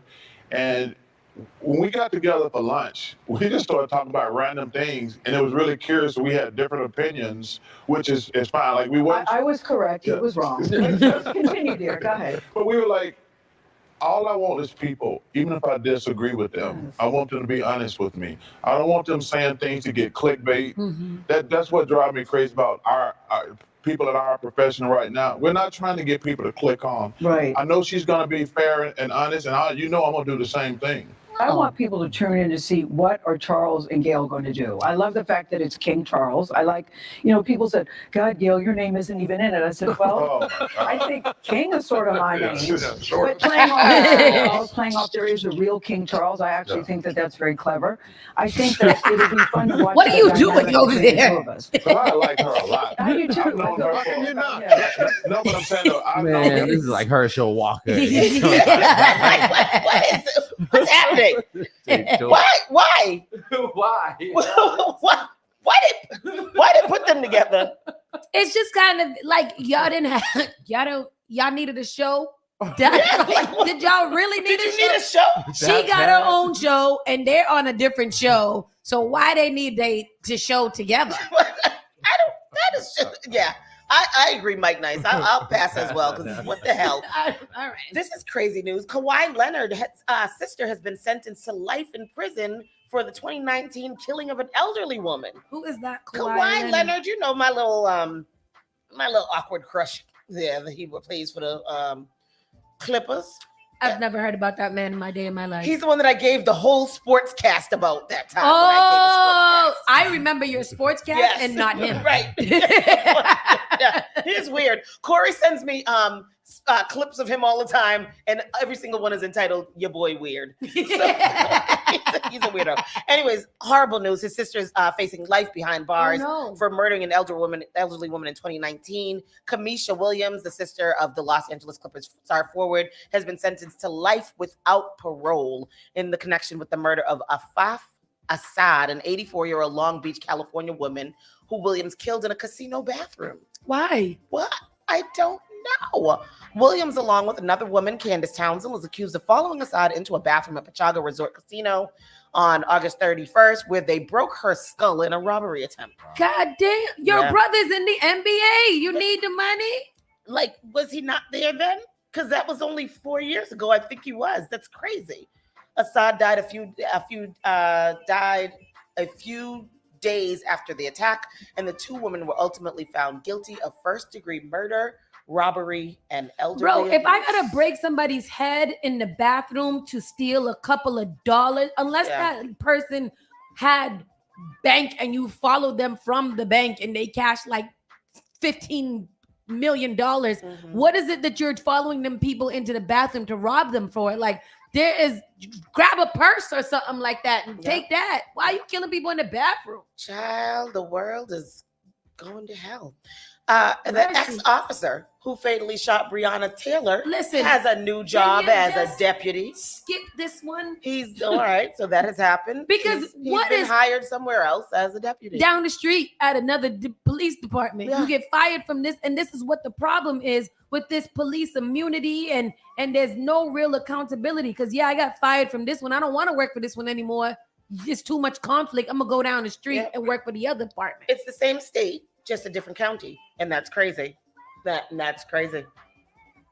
That's crazy that he could be hired again, which is he was hired. Got a promotion. He was hired. He got a promotion too. And a raise. Oh wow! It must be nice to take a life for no reason. Oh, in more bullshit crop news, Kim Porter, the officer convicted of killing Dante Wright, has been released from prison. Yeah. She looks like she was on crack while she was in there. She was in prison for a whole of 6 days. Like, what are we saying right now? She's lost 1,000 pounds. It's crazy. Kim Porter, the former Brooklyn Center police officer, convicted of killing Dante Wright, a 20-year-old black man shot during a traffic stop. Y'all remember she thought she pulled the taser on him and actually shot him and killed him. She was released from a Minnesota correctional facility today. Potter was released at 5 a.m. She was released early this morning out of an abundance of caution for the safety of Miss Potter. The DOC staff and the security of the correctional facility said they released her at 5 a.m. so she wouldn't get mollywopped. Potter was convicted of first and second degree manslaughter in April 11th of 2021 incident. She had pleaded not guilty to both charges. She was sentenced last year to 24 months in prison and a fine of $1,000. Oh, so has it been 24 months already? Because it happened in 22. It has been? Yeah. What? It's been 2 years. Wright was pulled over for an expired registration tab and a hanging air freshener in the rearview mirror, according to police. Put it back in. Yeah. That's been long enough. She looks like she is going through internal hell. Yeah, she wasn't in Litchfield. She was in Rikers. No, she looks god awful. Yeah. Put her back in. A judge ordered Potter to serve 16 months in prison and 8 months on supervised release. She already had a credit of 58 days served in jail while she was awaiting sentence. And she said, I recognize, I don't know if she said that, but somebody says, I recognize there will be those who disagree with the sentence that I granted. This is the judge, that I granted significant downward departure does not in any way diminish Daunte Wright's life. How does it not diminish his life? 24 months, 2 years for this man's whole life. His life. Crazy. His life mattered, and to those who disagree and feel a longer prison sentence is appropriate, as difficult as it may be, please try to empathize with Miss Potter's situation. Nope. What? Why can't we empathize with his mother's situation, or with his child, or with his girlfriend who was in the car? How come we're not empathizing with anybody but the person who killed him? They're about to make me cuss. These people full of ish. They full of shit. I am so confused. Chu called the case one of the saddest cases I've had in my 20 years on the bench. Yet you still, the maximum sentence for first-degree murder, manslaughter is 15 years and $30,000 fine, and for second-degree murder, it's 10 years and $20,000 fine. And she got 2 years. Yeah. She got not even 2 years, 16 months. Yeah. I'm trying to lighten up the stories now. Yes, please. All right. You gotta wait a little bit. A widow sues Celebrity Cruises after her husband's decomposing body. Something. It's stored in a cooler. It's stored in a drink cooler. On the ship? What? Don't they give you free drinks on the ship? Is it a free drink with a little body? I thought they had a morgue on the ship. I thought they had a morgue on the ship. At least to hold a person to. A woman whose husband died from a cardiac arrest event while on a cruise in August has filed a lawsuit against Celebrity Cruises, alleging that his body was improperly stored in a drink cooler, causing it to decompose and dashing her hopes for an open casket wake and funeral. Marilyn Jones, 78, was at sea with her husband, Robert Jones, of 55 years, when he died on board the Celebrity Equinox on August 15th. She said in a complaint that she filed.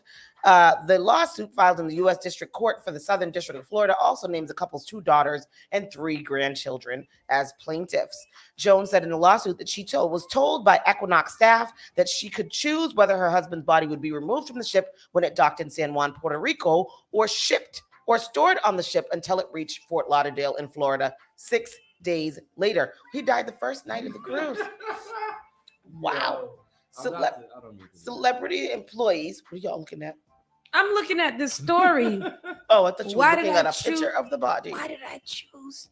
I don't keep reading, sister. Celebrity employees told the plaintiff Marilyn Jones that if her husband's body was taken ashore in San Juan, she would be required to stay in San Juan with his body, would have to make arrangements for transport for herself and her husband's body back to the mainland United States. She didn't want to get off the cruise that she had already paid for, despite the fact that her husband had died. And she said, just store him in the fridge until we get back. I don't want to read the rest of that story because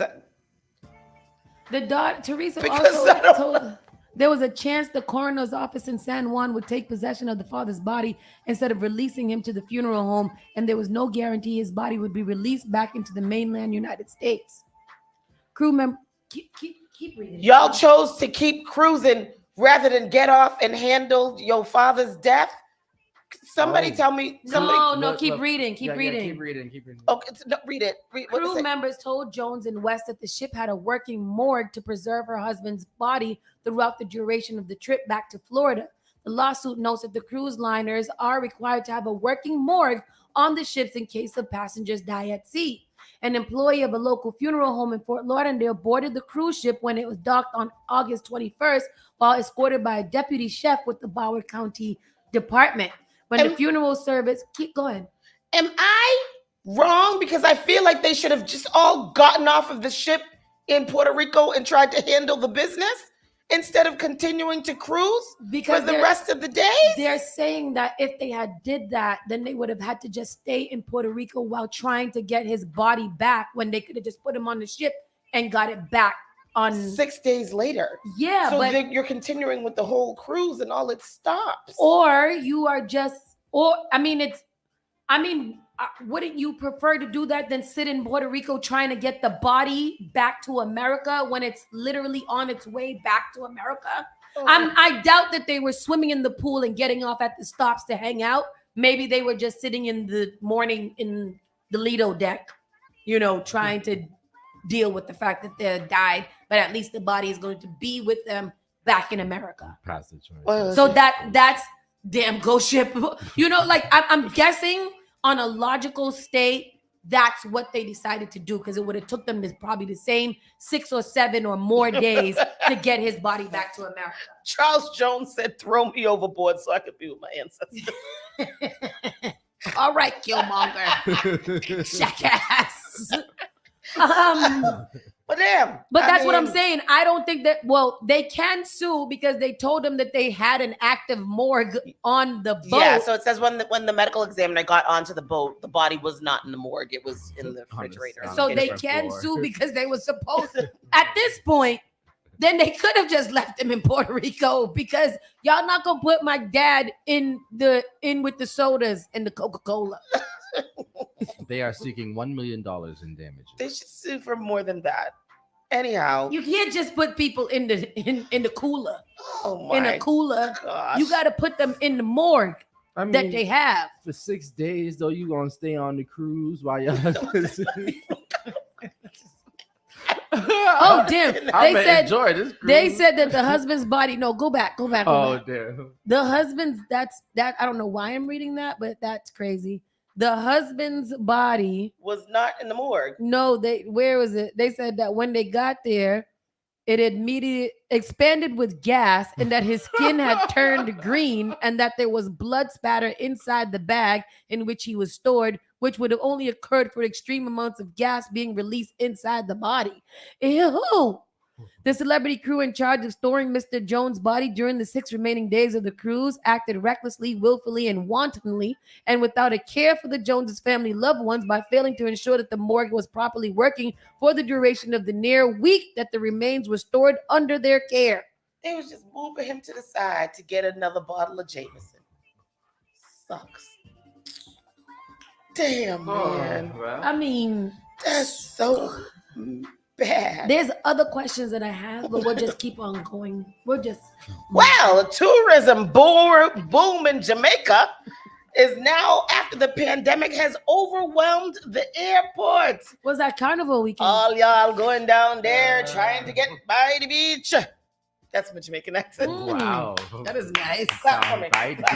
The number of tourists flocking to Jamaica's sun-drenched beaches soared nearly 100% in the first 3 months of the year, causing long queues and hours-long waits for arriving passengers at the island's main airport. Were they queuing up in Atlanta? Because I just saw a video of all the Clear and TSA pre-check passengers in line for 2 hours because everybody was in that line and not the regular line. The pre-check people. I know, because that pre-check is it's lit. So it's good to have. Mm-hmm. And so I get it. Yeah, I get it. Tourism Minister Edmund Bartlett told the Associated Press that the problem stemmed from a shortage of airport staff to process the unexpected volume of people flying into Sangster International Airport in Montego Bay since the end of the pandemic. Bartlett told Parliament later that day that there were 1.18 million arrivals from January through March, 94% more than the same period of 2022, and a record high for Jamaica's tourism season. Get it, Jamaica? Go Jamaica. And then they just came off of Carnival too. Yep. That was probably a really big boost because Carnival can be a very big boost to your economy and the city's bottom line. Yeah. So that's why it needs to be better here in Boston. Save Boston Carnival. I know. We gotta flood Logan with people coming in for Boston Carnival. Exactly. That would be dope. Remember when the buses used to be lined up from all the other places that they came from to go to Boston Carnival? Now you can't even get the free MBTA to get lined up and put people on that on the day of the carnival or whatever. And then our very last story. This is a funny story that I found here. A thirsty bear guzzles 69 cans of soda that he reached for behind the man that was in the freezer, and only stops when he got to the diet flavors. That bear This was like, I don't want is that. a perfect story because I just watched Cocaine Bear this weekend. Oh my gosh, I'm gonna watch Cocaine Bear finally. tonight. Y'all's late. I'm gonna watch Cocaine Bear tonight. What a foolishness! Don't say anything about it. I would. There's nothing. Nobody can say it's not fool. It is. I mean, one of the most foolish movies out there, but it is absolutely hilarious. The stupidest movie in the history of all time is that road trip movie with that guy where he was doing the reality series at the same time. We watched that yesterday because we wanted to find something really funny to watch. That movie is complete bulldung. It is so stupid with Tiffany Haddish and Lil Rel. What movie? Oh my. Road Trip or something like that I is didn't called. watch that thing. You did watch it. You did watch it. We talked about it a long time ago. Road Trip, Tiffany. When he was doing the reality Bad Trip. He was doing the reality show while he was filming the movie. So the people who were in the movie didn't really know what was going on. So it was like their bare reactions. Terrible movie. It was so stupid. But it is a must watch. You have to. I think I You watched must it watch 3 it. times Yes. because of the fact that I laughed way too hard. If you want to laugh, you have to watch that foolishness. I will watch Cocaine Bear today. Huh? Yeah. But this is a little clipping of it. This was a terrible movie. I was like, what is this? I love that movie. I think I shut it off. I definitely did not. finish this movie. When she stole the cop car, Yeah. that was she ripped the door of the cop car, and people in donut shop were like, When the monkey raped the man inside of the monkey cage. Jesus Lord. Funny. Foolishness. That's like that Complete movie with foolishness. the Marlon sick tuplet. Oh, I couldn't even get. I can't get through any Marlon. Me either. I can't do it. He's a fool. So the food truck owner in Canada awoke in the middle of the night recently to her dog barking furiously when she saw what she looked out the window of her rural home revealed a sticky situation. A bear had broken into her vehicle and was busy guzzling cans of soda she had in there for her use in the food truck business. She said that she is well aware of the bear protocol and accustomed to bears visiting her property. She never leaves food in her vehicle, but on this night, she never thought a Bruin would have a taste for soda. Roselle said the bear shattered the glass window in her vehicle to get to the yummy prize. She told the news that she watched for more than an hour as the bear ripped open the cans with his teeth and destroyed the inside of her vehicle. Fun to watch. Caller, you're live. Good morning. Good morning. How's everybody? Good. How you Bad doing? Trip Hey, is a dope film, so don't make fun of that. I think it should have been at least Oscar worthy. What? Cocaine Bad Trip. Bad Trip. Cocaine Bear does not get any awards. What I want you to do, I don't know if you've seen this or I don't know if you talked about it earlier, Tijuana Jackson. I want you to watch it. Yes, I've heard of that too. Tijuana Jackson. What's that, a movie? Film. It's a black Yeah. It's a black film. I think I saw that. Tijuana Jackson. That's with that little Trinidadian man from Romani Malcolm. Yeah, he's Trini. And, okay. I'm gonna go watch it. I'm gonna actually go watch it because Regina Hall's in it. Yes, I heard it's a quality film. Yes, You just have to. I mean, y'all making fun of Bad Trip, so now I don't want you to be making fun of my movie. I'm trying to figure out if I saw it, but I don't think I did. But I'm definitely gonna watch it and thank It's you for just that. absurd. It's on It makes Hulu. zero sense. I like it. And you know what? I still need to Heartwarming watch thing. the one that Tristan's been telling us to watch. What is it called? Stranger Things. No, the one with the foolishness. The foolish movie. No, Idiocracy. Yes. We tried to watch it, couldn't do it. But you gotta Couldn't watch do it because Bro. it's like this is like the real right now. Thank you for calling, Mister. Bye. It says the beer started with the orange soda, then the cola, and finally the root beer. He went in order. He stopped there. Apparently, the diet sodas had no appeal. He drank 69 of the 72 cans of soda. Imagine his energy system. Oh my gosh. Do you think he's like hyped up? He's probably sleep as F right now. He's gonna sleep from now through the winter. Knocked out till next year. Anyhow, that was our national news for today. I hope that I reached around. We're gonna go straight into the entertainment note. Boy. Anything in there? Ashanti and Nelly. Oh might be yeah. back What together. about Ashanti, No. they did a little performance in Vegas together. Oh, shoot. And then they was at a basketball game together. They always go on the basketball game. They Nelly just and started Ashanti. talking together yesterday. Don't always that. No.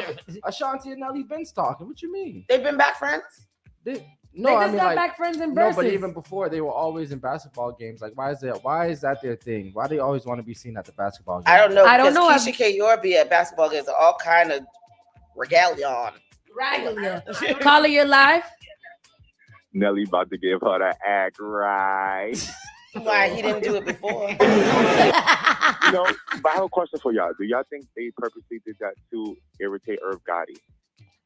I hope so because Irv Gotti is aggy. Nah, I don't think Ashanti give a goddamn what anything. She don't, but still, I know that Irv Gotti's sitting there punching the air right now. I know, but I mean, I'm giving Nelly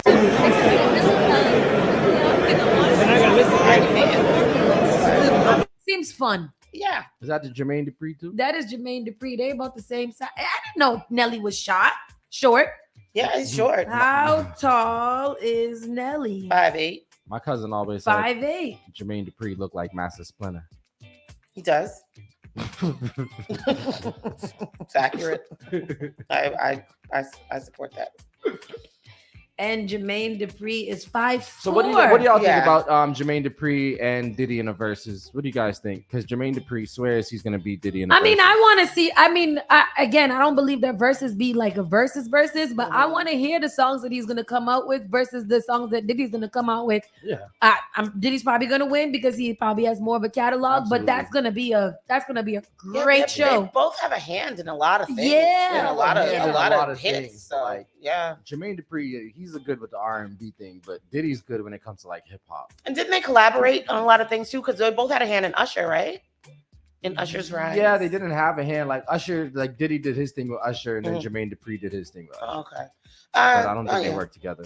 I think it's going to be interesting. This is such devastating news. The little old man judge from Dancing with the Stars died. Which one is he? Les, the old man. The one that's always the British man. The one who does all of the Casa Doble and Yeah. he's very old. Len Really? Goodman. Len Goodman?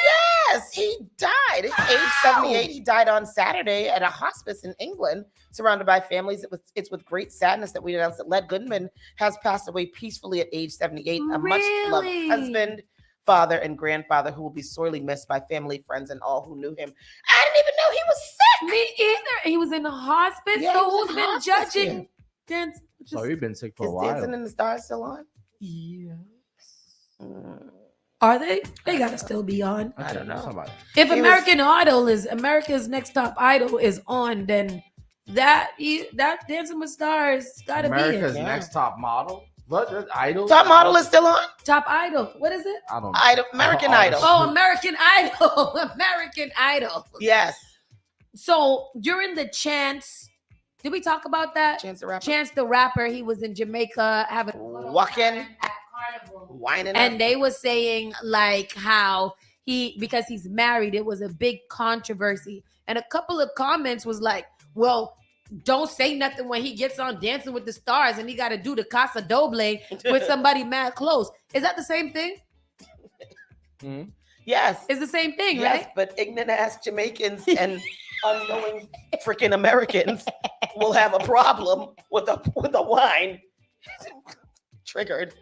The fuck. Next story. But so I mean, I wanted to stay there for a while though because he was really doing. Did you see if you could pull up the video? I don't think he did the most. I think he just did a couple of. He didn't even do it. The girl came and whined on him. Yeah. He arched his pelvis a little, and that's it. I guess it's a fight with the cultures now, American culture that doesn't understand it, and they're like, oh my God. How can he disrespect his wife? And his wife, I'm pretty sure his wife was probably somewhere close by doing the same. Exactly. Or knew where he was going. So I'm not. It's this that. Yes, this one.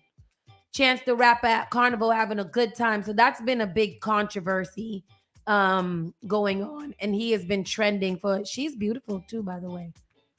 Wow, look at that. I would whine on her. I would whine on her immediately, and I would at least touch her butt.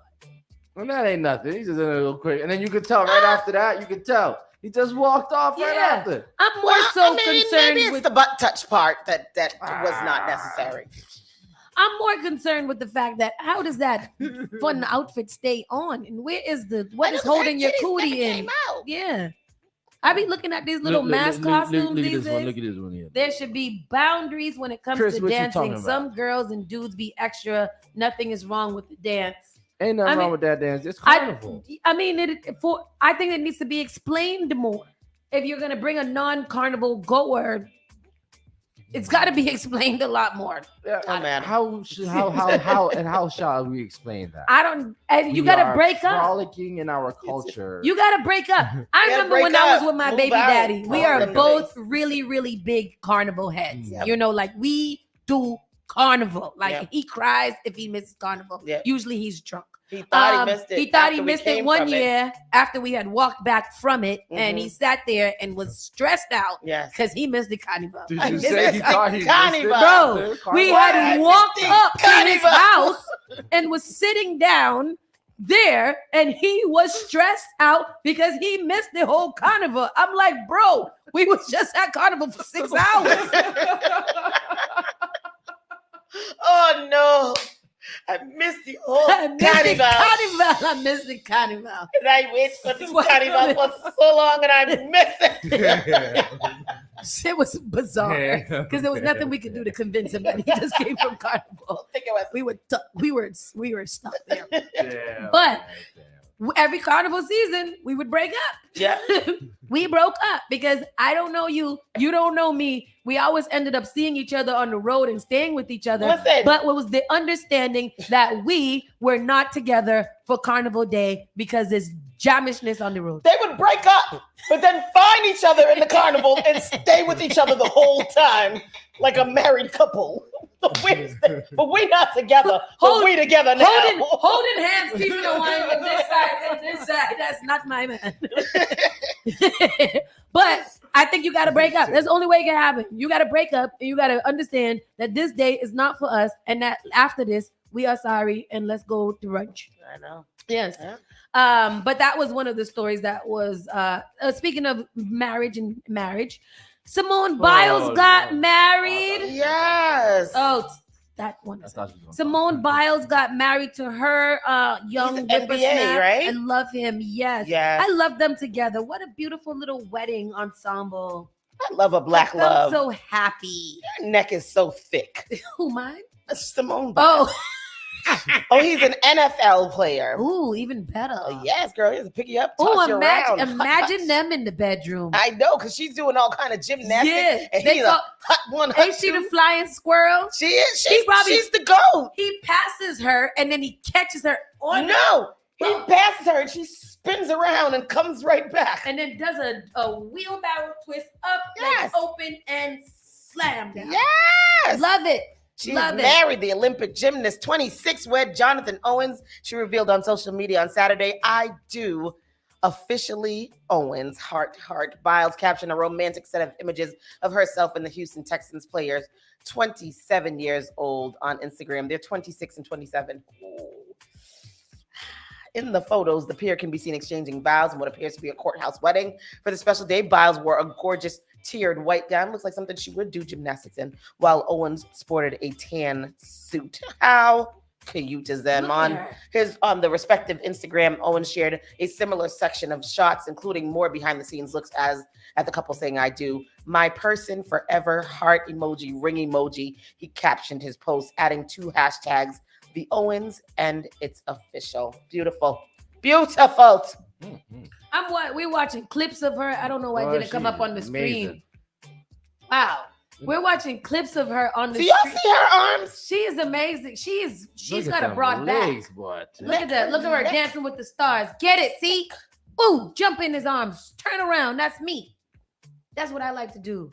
Oh, this is so cute. You see her flipping? She is just a little, She's a flipper. like a flipper. She's like a dolphin. She is a flying squirrel. Her dress was $150. And it was Good for her. gorgeous. Yeah. Absolutely. I'm going to stand up and flip too. It looked like something she would do a floor routine, and it was very cute. Yes, Oh, she very does good. do a floor routine, like a marriage floor routine one time. Marriage flirtine. That's nice. I'm hungry. Yes. Tiana Taylor is now Lotto's creative director on tour. And speaking about Lotto, her and Coi Leray, well, only Coi Leray been going back and forth with Coi Leray's self. Because Lotto never responded. But after a few words were exchanged, both apologized. And during her set in Coachella last night, Lotto told the crowd that she loves Coi's body and they're friends again. Yeah, that's nice. Good. Yeah. That's how Black women do it. Exactly. Just get over it real quick. You ain't gonna talk about my girlfriend. Ooh. Carrie Hilson. Oh, Carrie Hilson. This was Christian. Oh, that's. You ain't gonna talk about Christian. What she want? Christian. She just hopes she wish she wasn't pregnant. Yeah, she does not wish she wasn't pregnant. She wishes she was pregnant many times. You didn't have to be Christian pregnant. Rock says that she's not excited about being pregnant anymore, and sometimes she wishes she wasn't with child. I'm not in the mood for none of the baby traditions, and this is what the this is. Are you pregnancy going on? I wish I wasn't pregnant. That's how I be feeling. How be you feeling? What? Yo, Krishan's I don't know. She about to be somebody's she's about to be somebody's actual mother. They shouldn't do that. She's about to be somebody's mother. Do they have does she have family? Yes, they fight all the time. What's her song again? She has a song. She does. Can you sing it again? Can you sing that little part again? Yeah, that's around. That sounds about right. That's about. That sounds. It's a vibe. That's her song. Sounds like a Fraggle.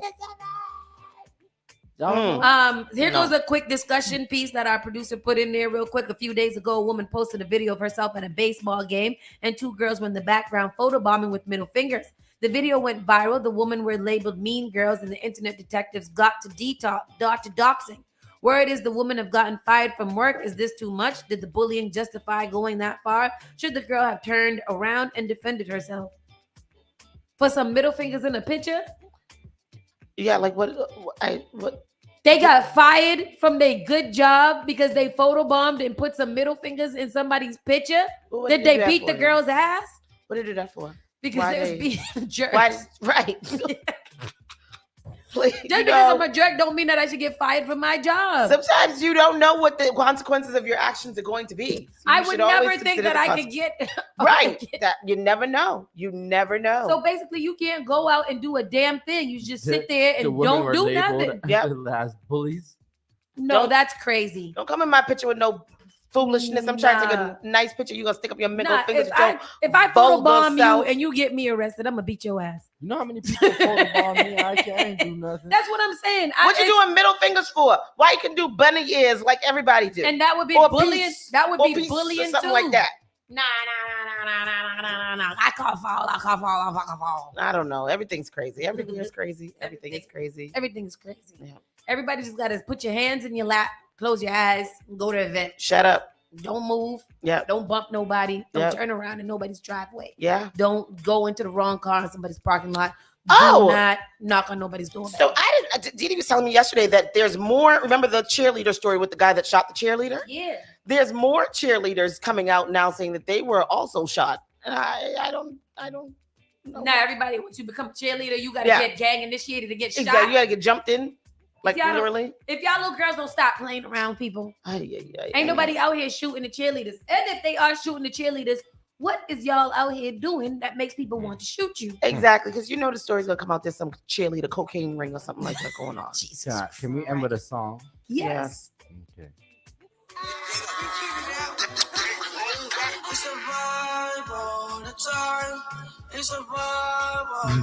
What is this, Tristan? This is Krishan. How you say it? Krishan? Krishan. Krishan. Oh no! She put that song out into the internet, and people 2.2 million. and they let it out. No, that's curiosity. That's curiosity, because that's people be like, oh, Krishan got a song. Let me go hear When this. she performs, that's the first song she performs. She performs too. She perform. What? Y'all don't watch. Y'all She's gotta a get into the she's Zeus. a somebody. Y'all got a Zeus, man.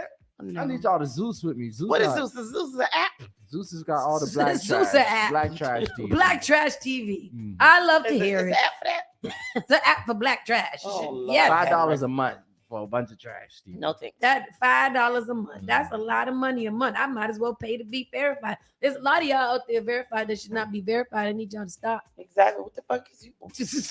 Hey, you've been cussing up a storm today, boy. I tell you. With that said, we are going to slide to the side and we'll be back tomorrow. We're going to start over. Tony is having a cleaner mouth.